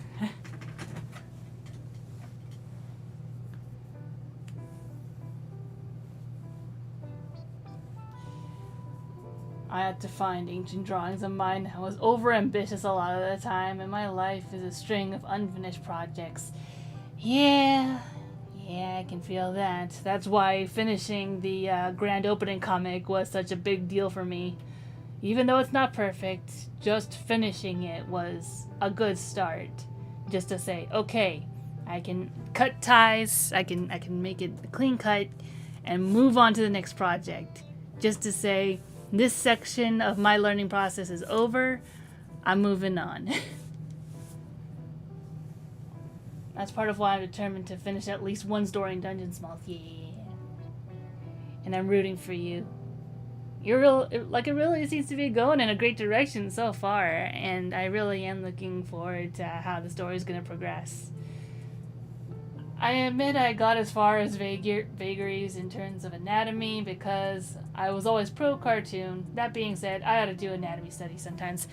At the very least, go with the whole like start with like basic shapes and everything, because once you have like, at least for me, when you have basic shapes to start with, then you can draw those consistently and thus make your character consistent through every single thing. Although, you know, when I read your comics, you know, you already seem like you got that down. But I'm gonna take a quick page out of Slime Sensei's book, because when I was in Alpha's stream yesterday, he also went on a little bit of an art tangent. So basically, like in at least in like in one lesson I had, we had to start by like drawing robots, because robots are made of like basic shapes. You think of like boxy things, you think of like round circular knobs and buttons, but you still have a structure. Things have a clear cut beginning and end to like certain points.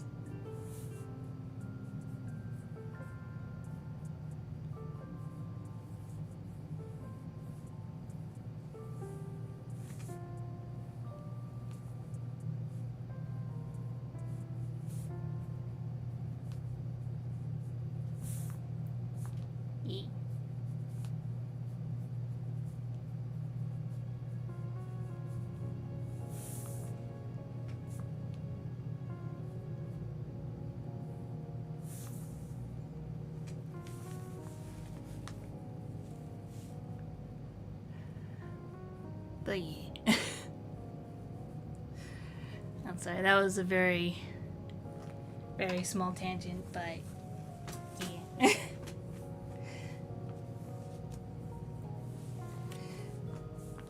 But that's like generally how I like do my characters too. It's like I start with like circle, then add a little bit for the chin, and then when it comes to like the torso, I kind of do like a little rectangle bit, and then, you know, a little bit of a rotating thing for the shoulder, just so that I have a thing to like, you know, pretend like it's a ball jointed doll, and like pose the arm however I want. Do I want it to go this way? Do I want it to go down that way? You know, it helps like visualize that for me a little bit easier. And if it's a female character, got a little bit more curves going on. And then you gotta think about like what the front and the back kind of like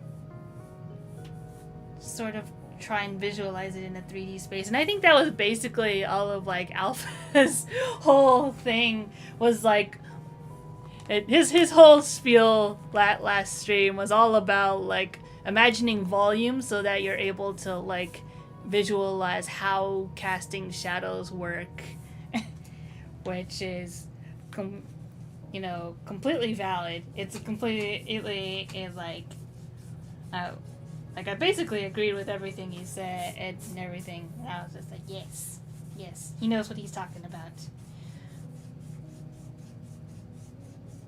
But I think he also is better at communicating those ideas than I am.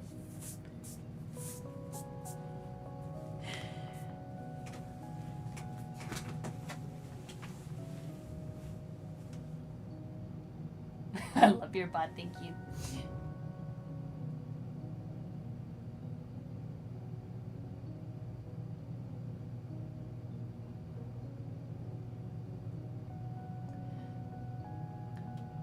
used to love drawing weird robots. I have to do that again sometime.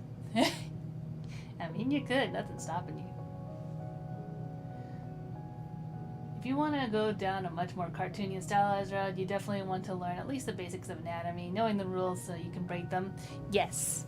Yes. Absolutely. Doing that slowly and surely. Yeah, my ramble had very much a focus on rendering shading for volumes. Yeah. Oh, hello, cheese fries. Welcome, welcome. Not much, just working on my current comic project. It is called Snapdragon Club: The Actress's Tale. It's part of a whole like Snapdragon Club comic series, which I do have like comic dubs on my channel, and also links to my comics if you like checking those out. But how are you? How's your day going?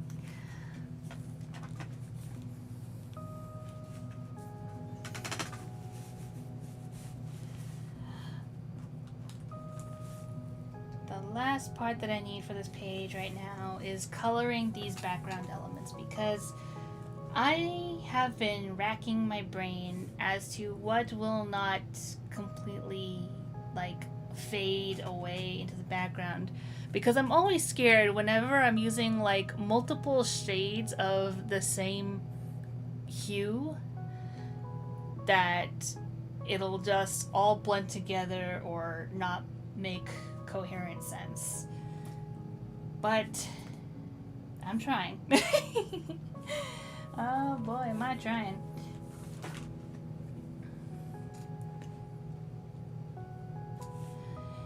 I think, yeah, having these be light blue is actually great. Yeah, I like that. I like that.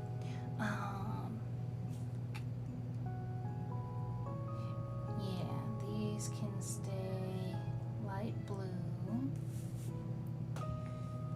and then these can be this one,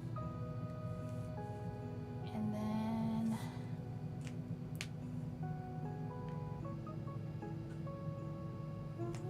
I think I can probably get away with one more.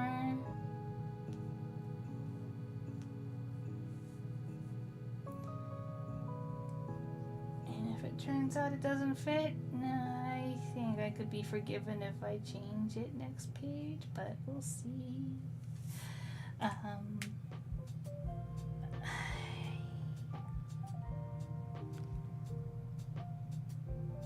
I think I'm gonna go sky blue with this one. I was really scared to use sky blue because I've been using a lot of that. Where did I put it? In this whole mess of colors right here.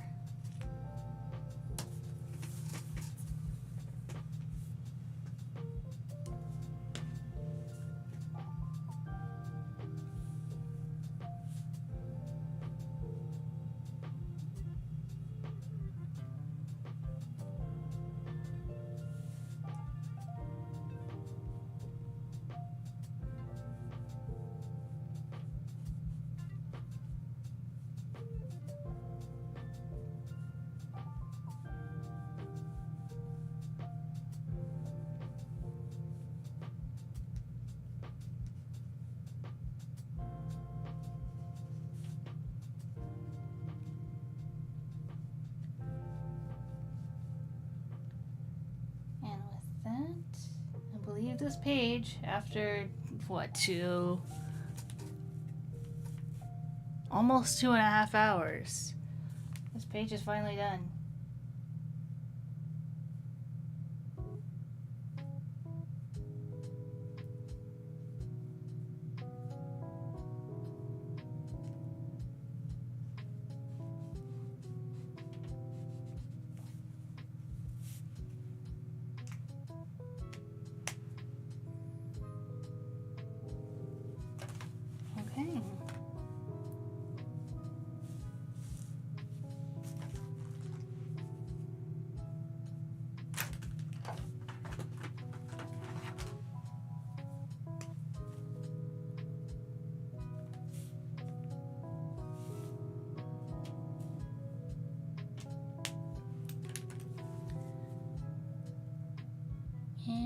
here we are.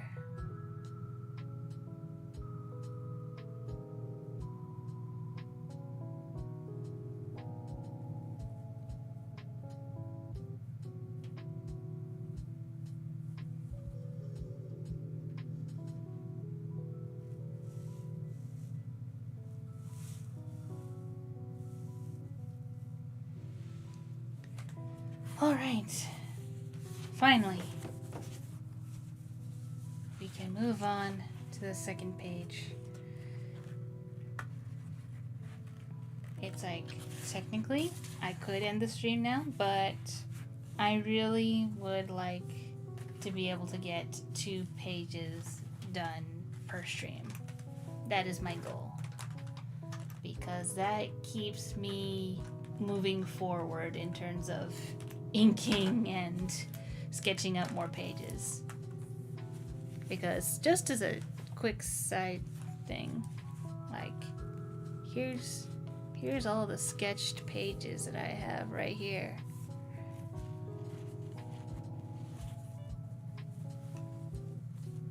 And they still need to be inked.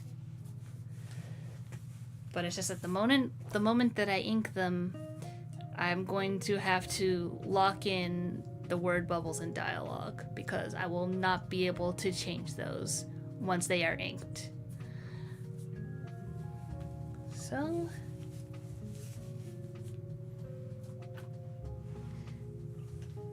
I gotta be very sure this is what I want.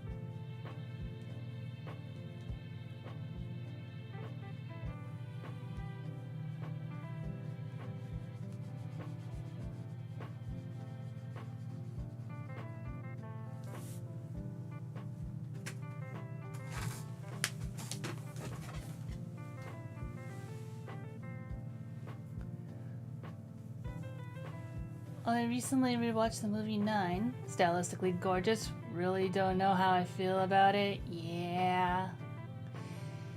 I remember watching 9 a long time ago. It's definitely, you need to be in the right mindset for it. Whenever I play with colored pencil or marker, I tend to have scratch paper handy to test colors. Yeah, and usually for some pieces, and especially if it's like a new color that I never got before, I definitely do a color swatch. For instance, how I'm slowly phasing out my Ohuhu inks and Copic inks with Blick Art alcohol marker refills. Like, they can be really close, but they're never exact, so I definitely have to swatch them along with whatever markers I think might be visually closest to see which marker is going to be the one that, which color it replaces.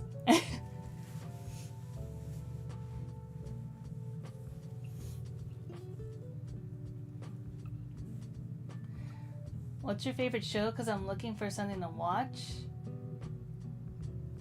What kind of things do you like? The web series Hunter the Parenting is a wonderful R-rated horror comedy. So me personally, the shows I'm watching, I guess technically this one is also kind of rated R, is Twisted Metal series on Peacock. It's based off of the Twisted Metal PlayStation franchise, a series of video games where the entire premise is basically a bunch of drivers get into, cars decked with a whole bunch of different crazy weapons, and they just basically duke it out until there's one left standing, and the winner of the contest gets a single wish from Calypso. However, that wish almost always, like 99.9% of the time, gets twisted. So it's kind of like a monkey's paw or a genie wish. Where it's like you gotta be careful how you word it, in what way you say your wish, stuff like that. And even then, you still might get messed over just because. Other shows that I'm looking at, Amazing Digital Circus, Excuse me.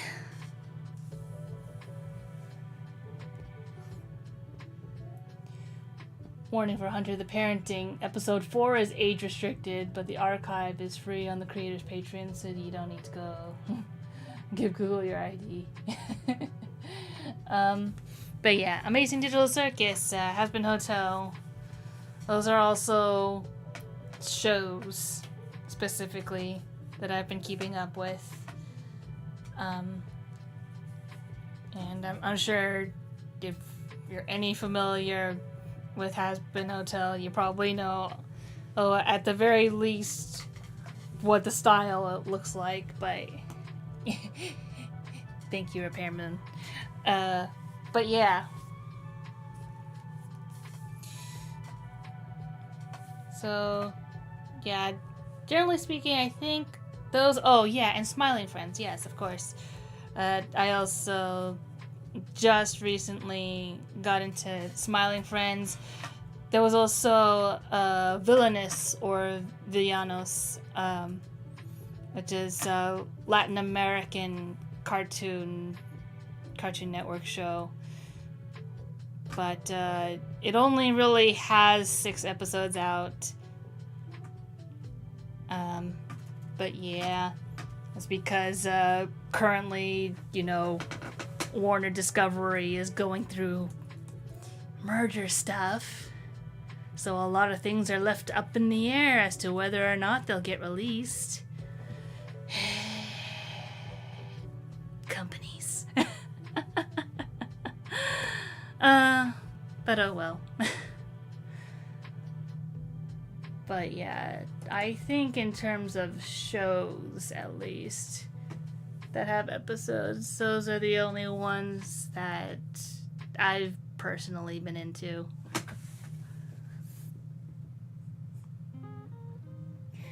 All good shows. Have not seen Twisted Metal and haven't gotten around to Villainous, but I trust. Twisted Metal is it's like, I expected violence, and the violence is like, yeah, but I did not expect it to be so raunchy. There are definitely places where it is very raunchy, so fair warning.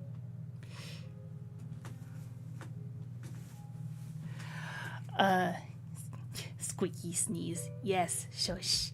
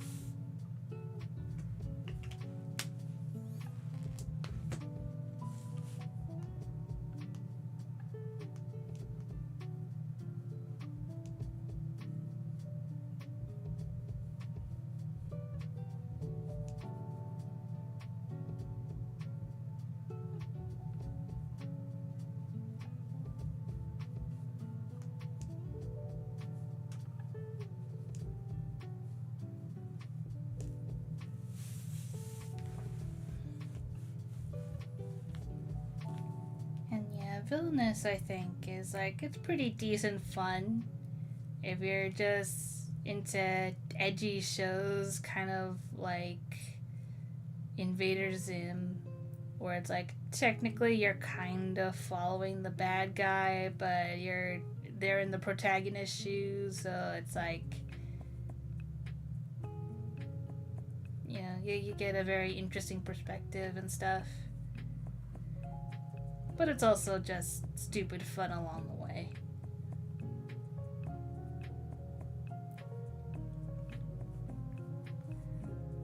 Yeah, like Invader Zim and Grim Adventures of Billy and Mandy. Those were the very, like, edgy shows.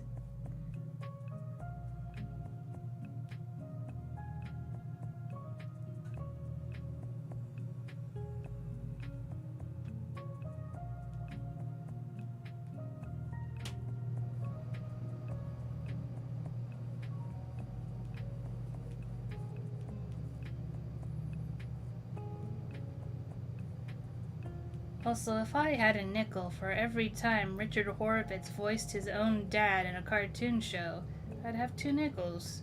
Which isn't a lot, but it's weird that it happened twice.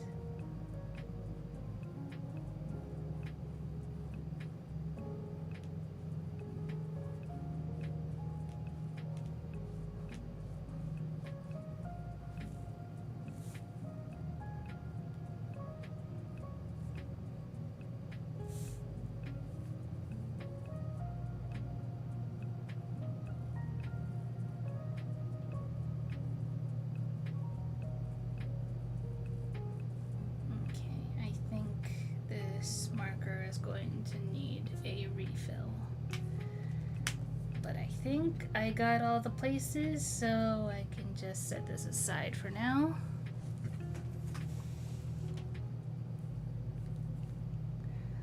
Gotta love the good gosh shows, are always fun, yeah.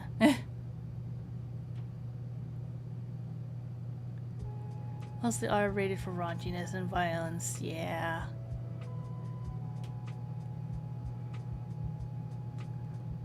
Also the fact that they reunited Zim and Gur's voice actors for Psychonauts too. Oh, I did not know that.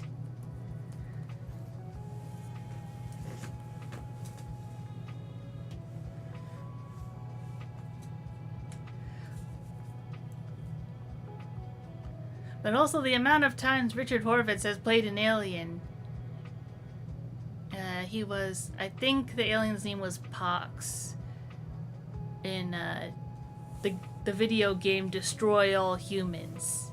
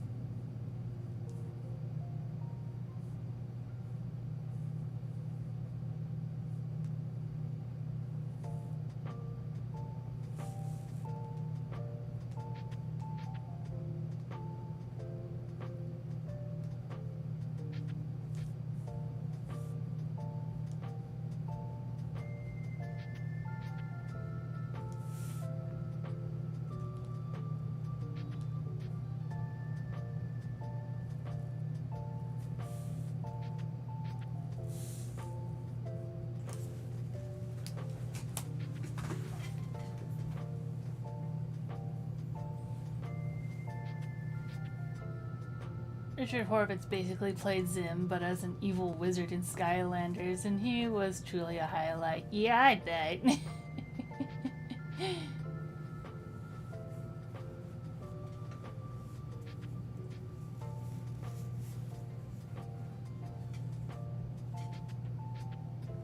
Like, that man really is a delight.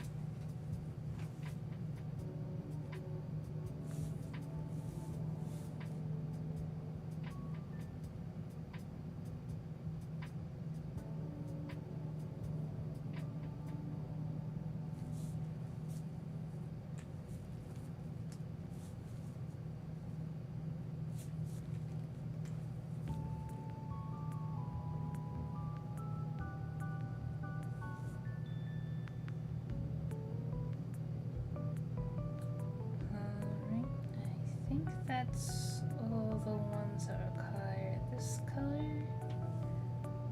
Nope, nope, I spoke too soon.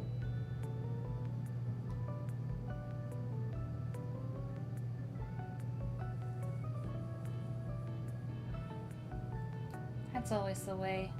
I think I'm done with the color, and then I go, nope, nope, I missed a spot.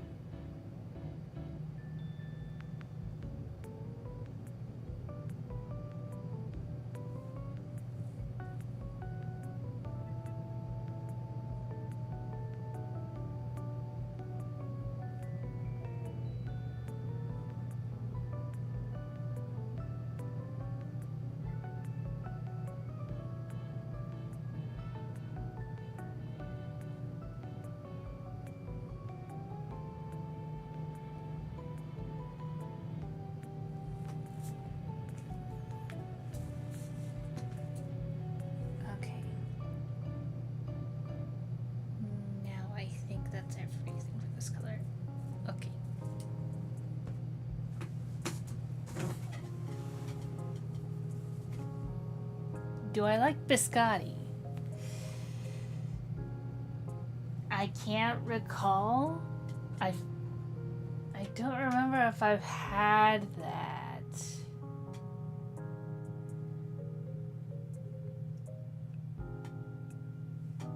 I'm drawing a blank as to what biscotti is. I'm sorry.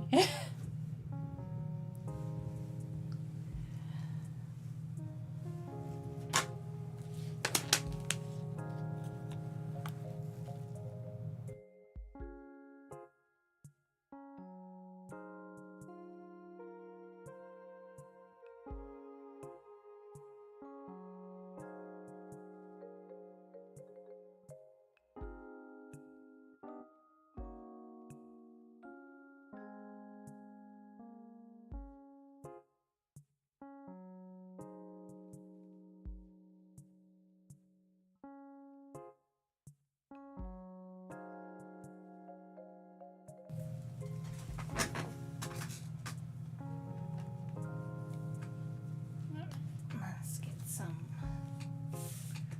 golden yellows out of the way.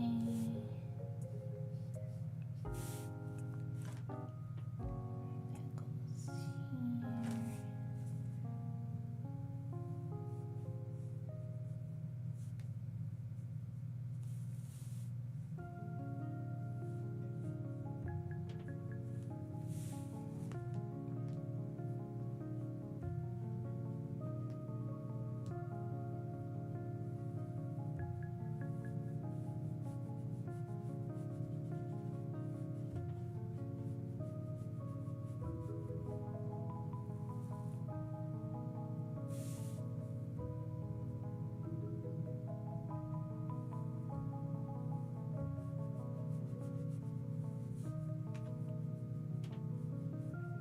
It's a little funny because I think the Blick Art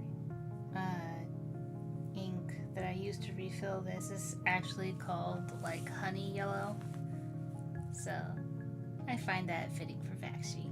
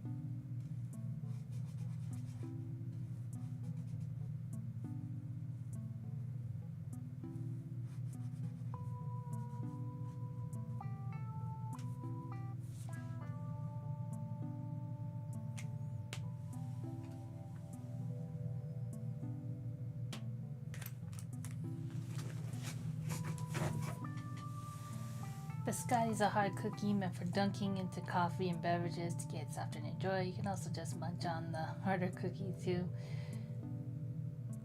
I probably had it before, but it's been a hot minute.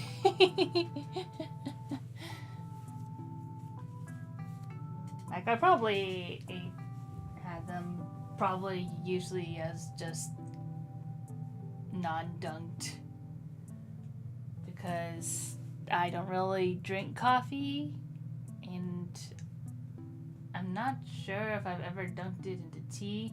I might have dunked it into milk. Maybe that was it. But either way, I haven't had one of those in a while. Why, are you enjoying some right now? or are you craving some?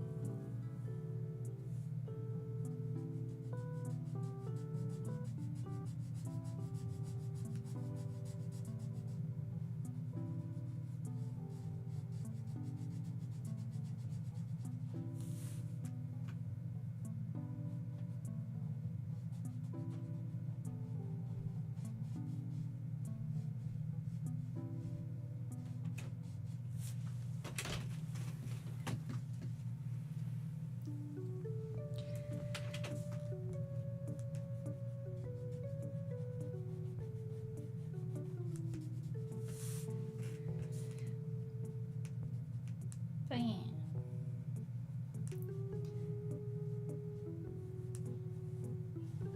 Like, there'd probably be something like that served at the Snapdragon Club. I haven't really, like, mentally updated their menu a whole lot. Like, I keep thinking about, like, dinner stuffs, like pastas and, like, chicken and rice, that sort of thing. I think, yeah, I did have, like, a breakfast, like, Belgian waffle type deal as one of their breakfast menu items.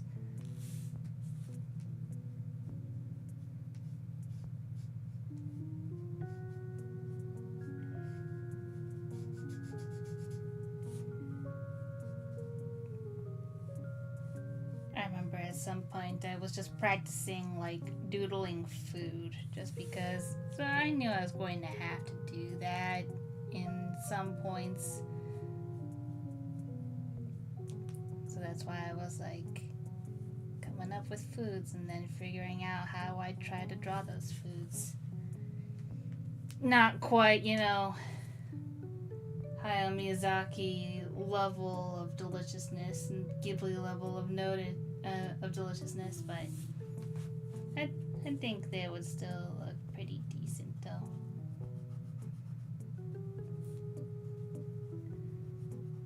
And of course they have, like, butterfly PT.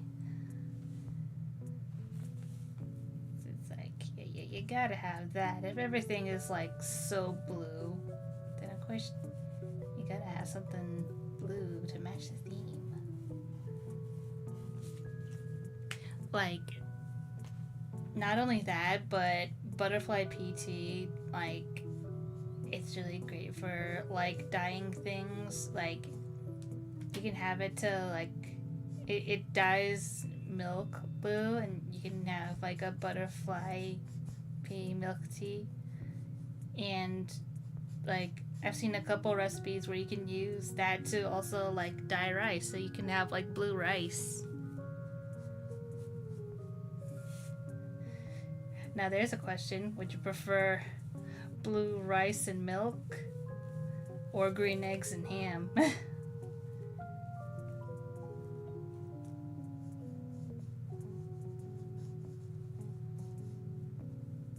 Question for the ages. And those watching the VOD can also answer if you would rather have blue rice and milk or green eggs and ham.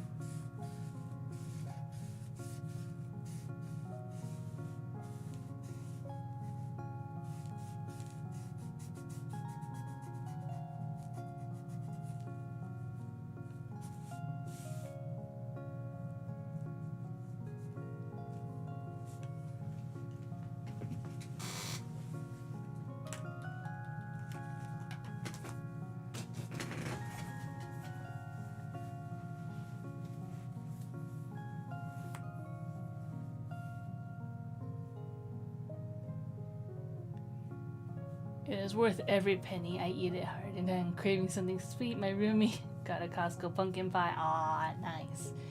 I want some. And that got me thinking about sweets. I see. Give me the green eggs, better malt than bleach.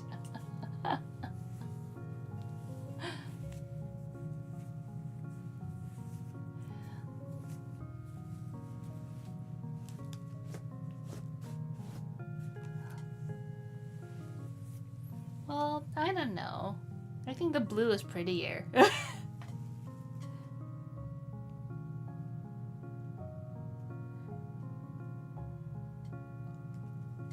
I probably never shared this, but I actually did try green eggs and ham once a long time ago. We just got, some green food coloring dye and just dyed some ham and sunny side up eggs.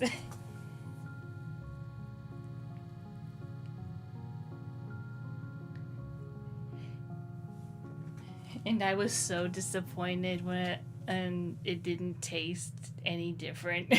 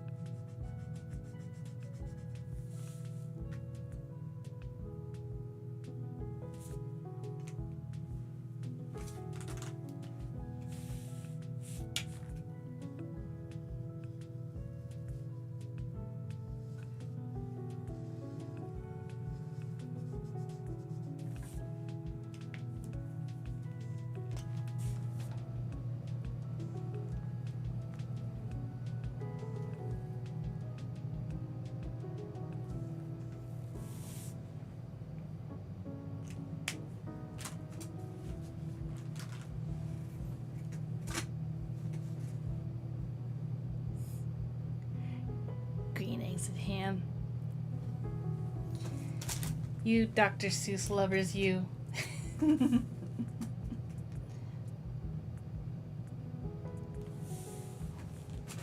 Or maybe you're just wanting a more filling, hearty meal type thing. Admittedly, milk and rice is not that filling of a combination, I don't think.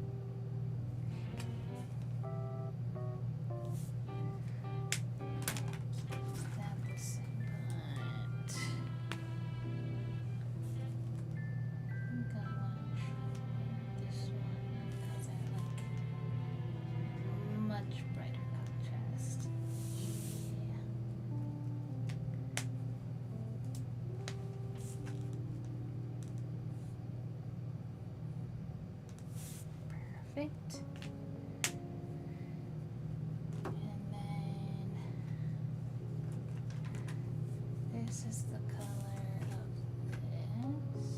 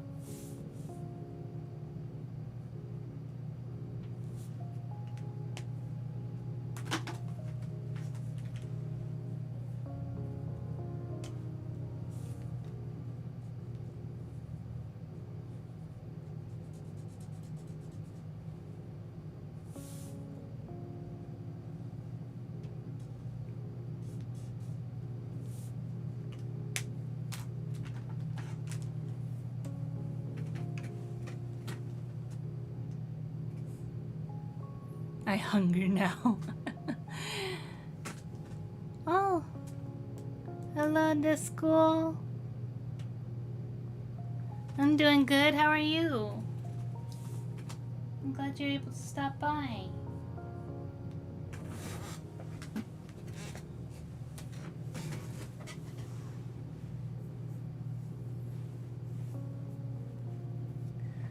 We're on our second page of the stream. So just as a quick recap,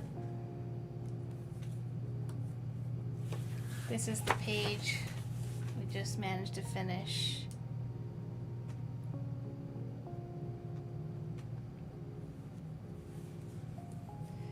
It took a hot minute to figure out what I wanted to color everything, but now that I've got it down, I just have to keep referring back.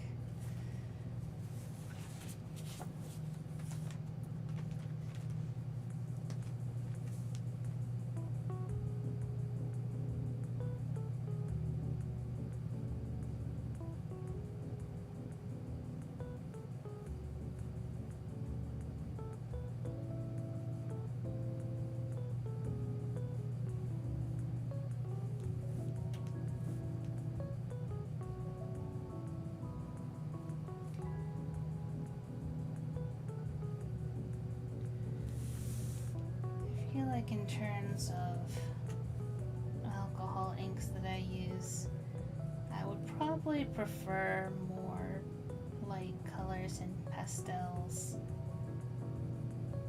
just so it'd be a lot easier to sort of blend that in and not have to worry about immediately jumping into super saturated colors.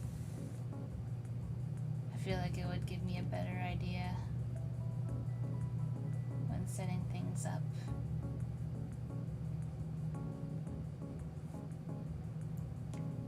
And also just using pastels for backgrounds so that once again the characters can stand out.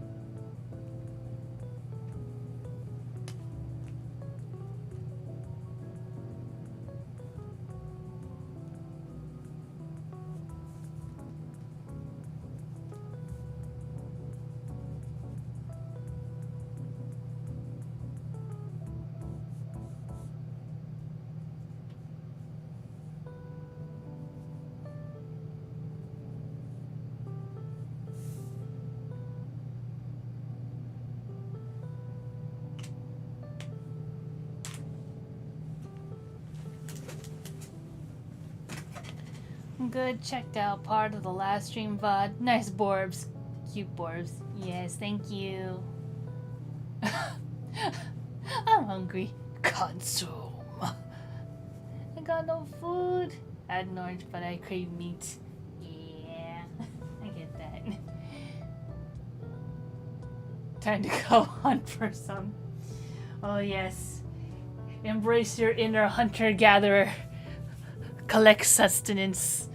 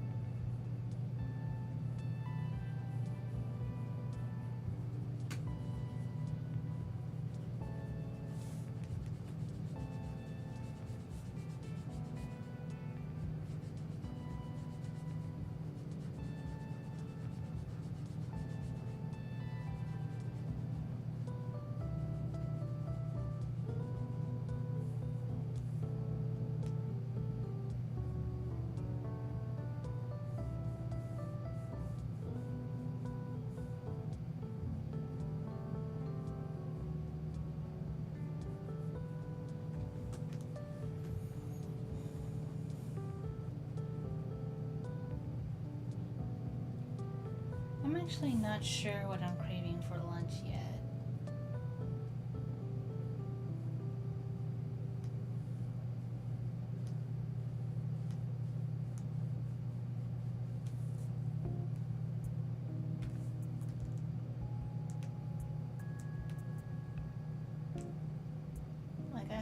I could have had burgers and fries last night, but instead I got some chicken and rice.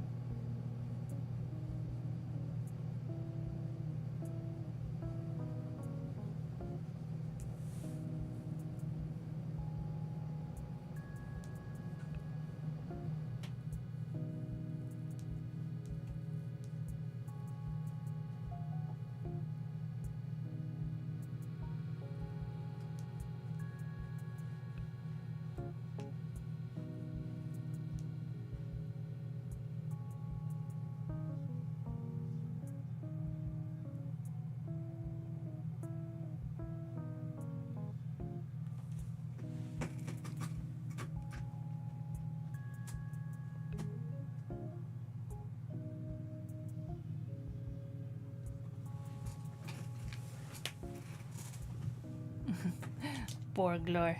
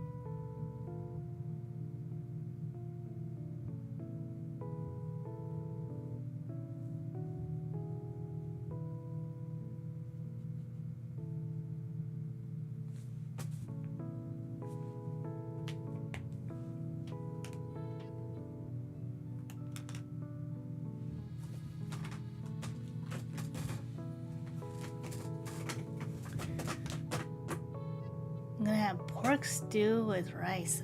Ooh. I had burglar on Wednesday. That's fair. But pork stew with rice sounds yummy. Yeah.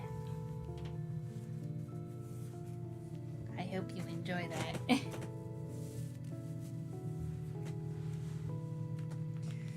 I'm kinda considering like some sort of noodle dish maybe.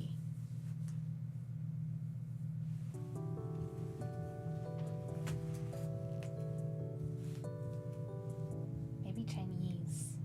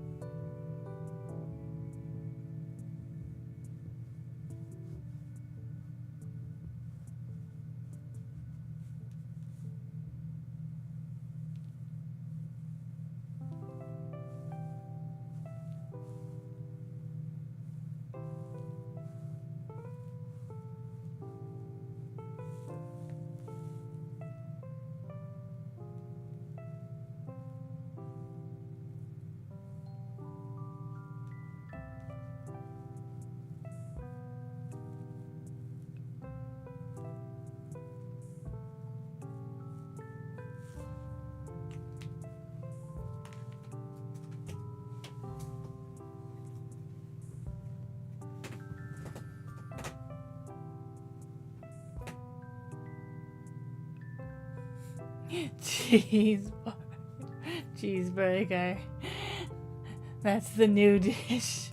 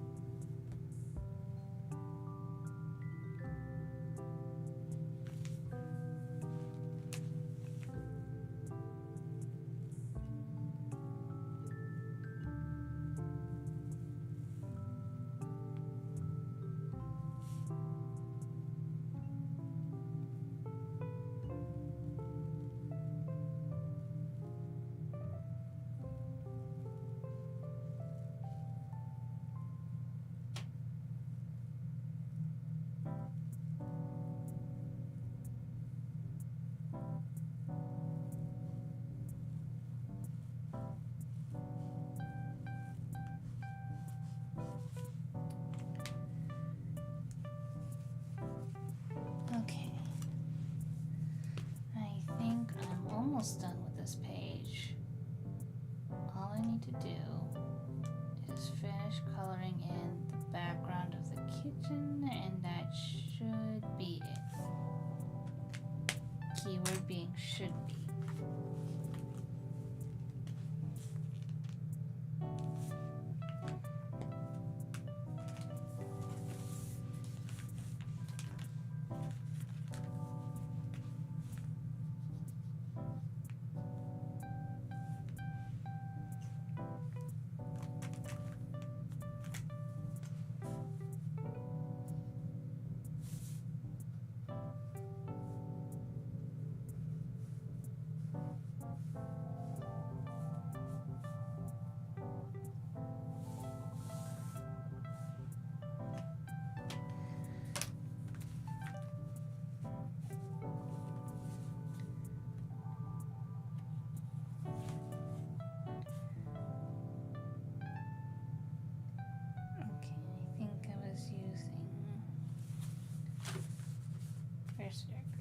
Darkening all the way over here.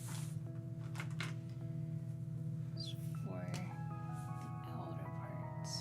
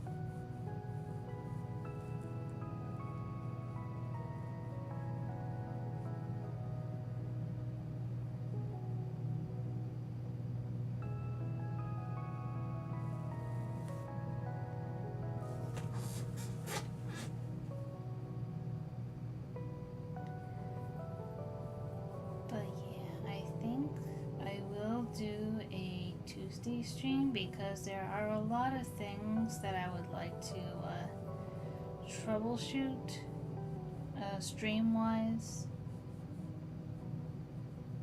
and just would very much like to see if I can get anything going again, because for some reason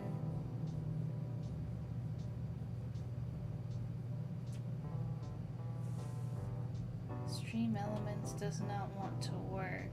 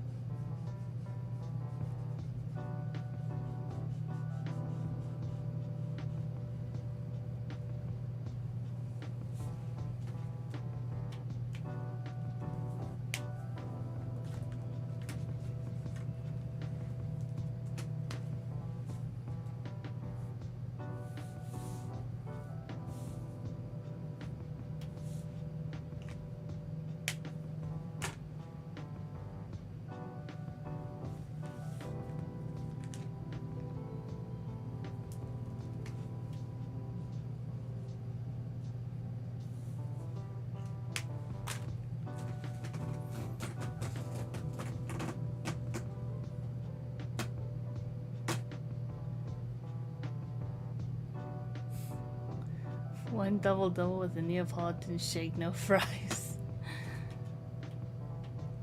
2 number 9s, a number 9 large. A large, oh my goodness.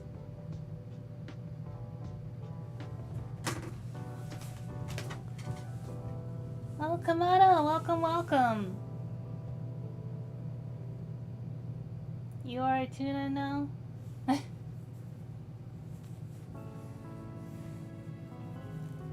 Well, it looks good. Oh, you gotta go?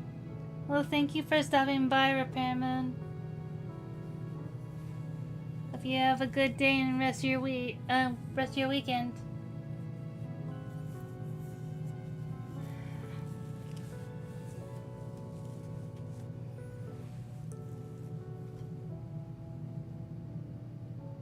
And that goes for everyone else. I hope you're having a good day.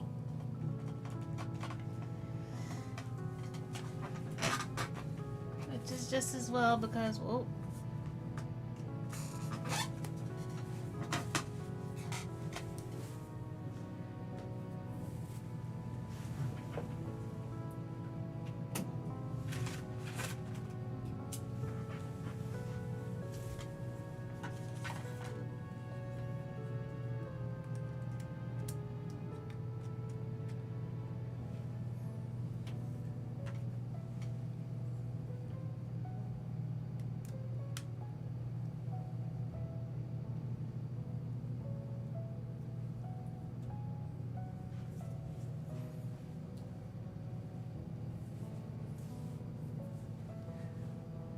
Oh, what's my background music?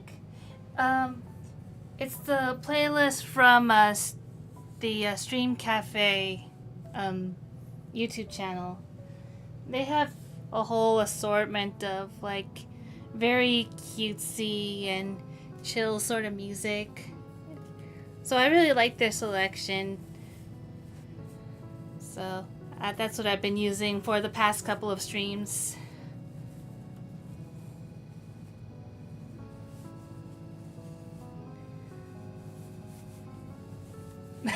Persona 5 coffee house mix.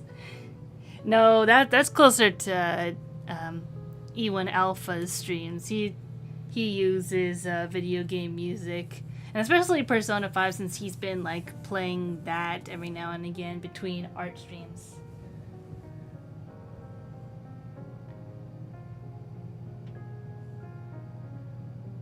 Actually spotted, yeah.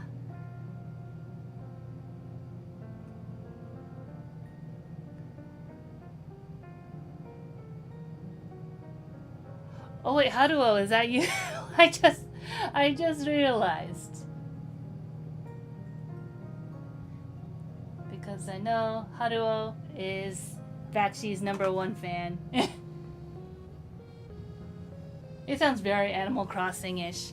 Yeah, there's a lot of songs in there that seem to like take inspiration from like Me Plaza or Animal Crossing or even like Mario water levels. I'm tuna now. I see. I see. Where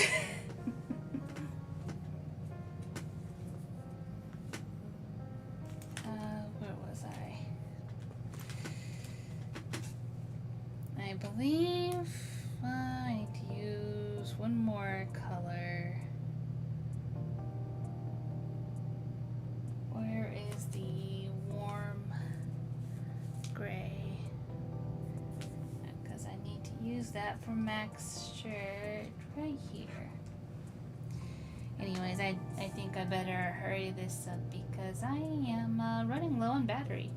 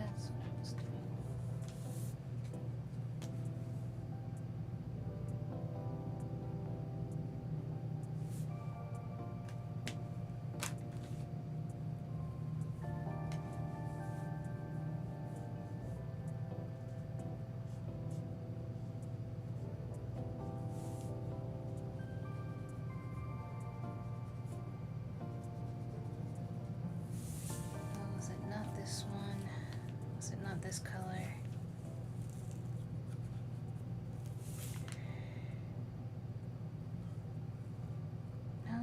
No, I think I'm okay. I think this is the correct one.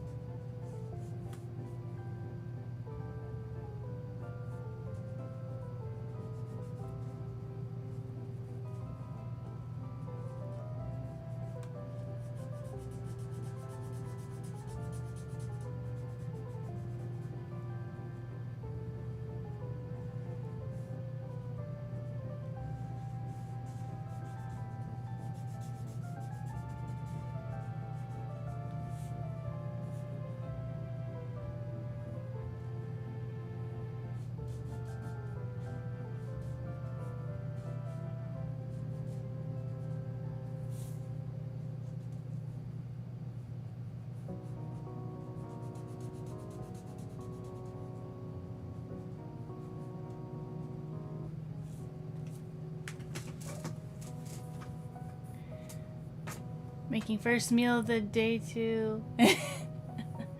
Nice.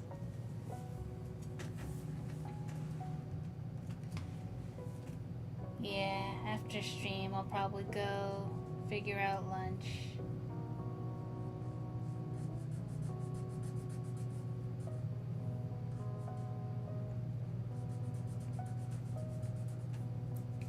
But I think we are just about done for this stream. I was half considering doing another Harpy portrait, but I think I'll be saving that for the Tuesday stream. Which, yeah, I think I'm safe to announce that I'll do a Tuesday stream. Because Stream Elements is being a butt. And I would like to see if I can get any of that sorted out. Because I really miss that fishing game.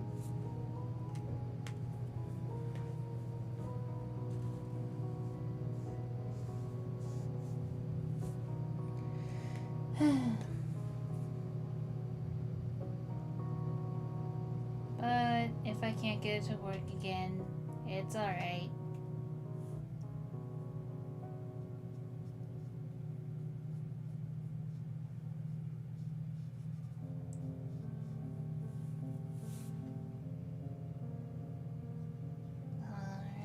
I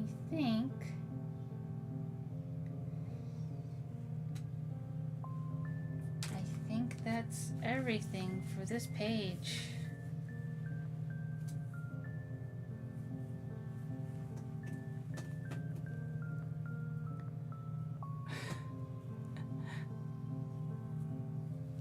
Let's go Tuesday. Yeah.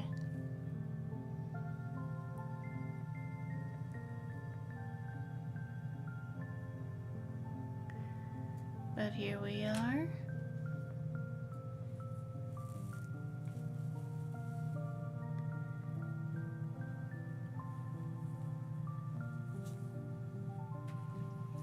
Bakshi and Matt getting in some decent dialogue, methinks. And with that, I think I will be calling the stream. Onigiri sounds nice. Tuna or spam. Love tuna. I'm glad someone likes seafood. It's not for me. I used to like shrimp too, but that I slowly just decided I can't. But yeah. Thank you everyone who stopped by and everyone who watched the VOD all the way through. Thank you very much. As a last little shout out, if you enjoy my artwork and you enjoy the stories that I make in the world of Sanctus in the Snapdragon Club, I do have a Ko-fi link right here where you can buy me a boba or you can buy yourself some stickers. These are still available in the Ko-fi shop where you can buy stickers either as sets of 4 or as single stickers. And yeah, you can have a piece of Sanctus and the Snapdragon Club with you if you like. With that being said, if you also enjoy the streams that I do, well, please consider subscribing or leaving a like or leaving a comment. Any of those helps a whole bunch. It may not help me money-wise, but it helps like motivation-wise and just in general, like helping others like see my work as well. So I really, really appreciate everyone who stops by to watch my videos and stops by for the streams. So thank you very much. And I hope to see you all on Tuesday whenever I get around to that. When am I doing it on Tuesday? That's gonna be a surprise. But until then, have a good weekend, everyone. I hope you all have a wonderful day. Bye. Boba for commission.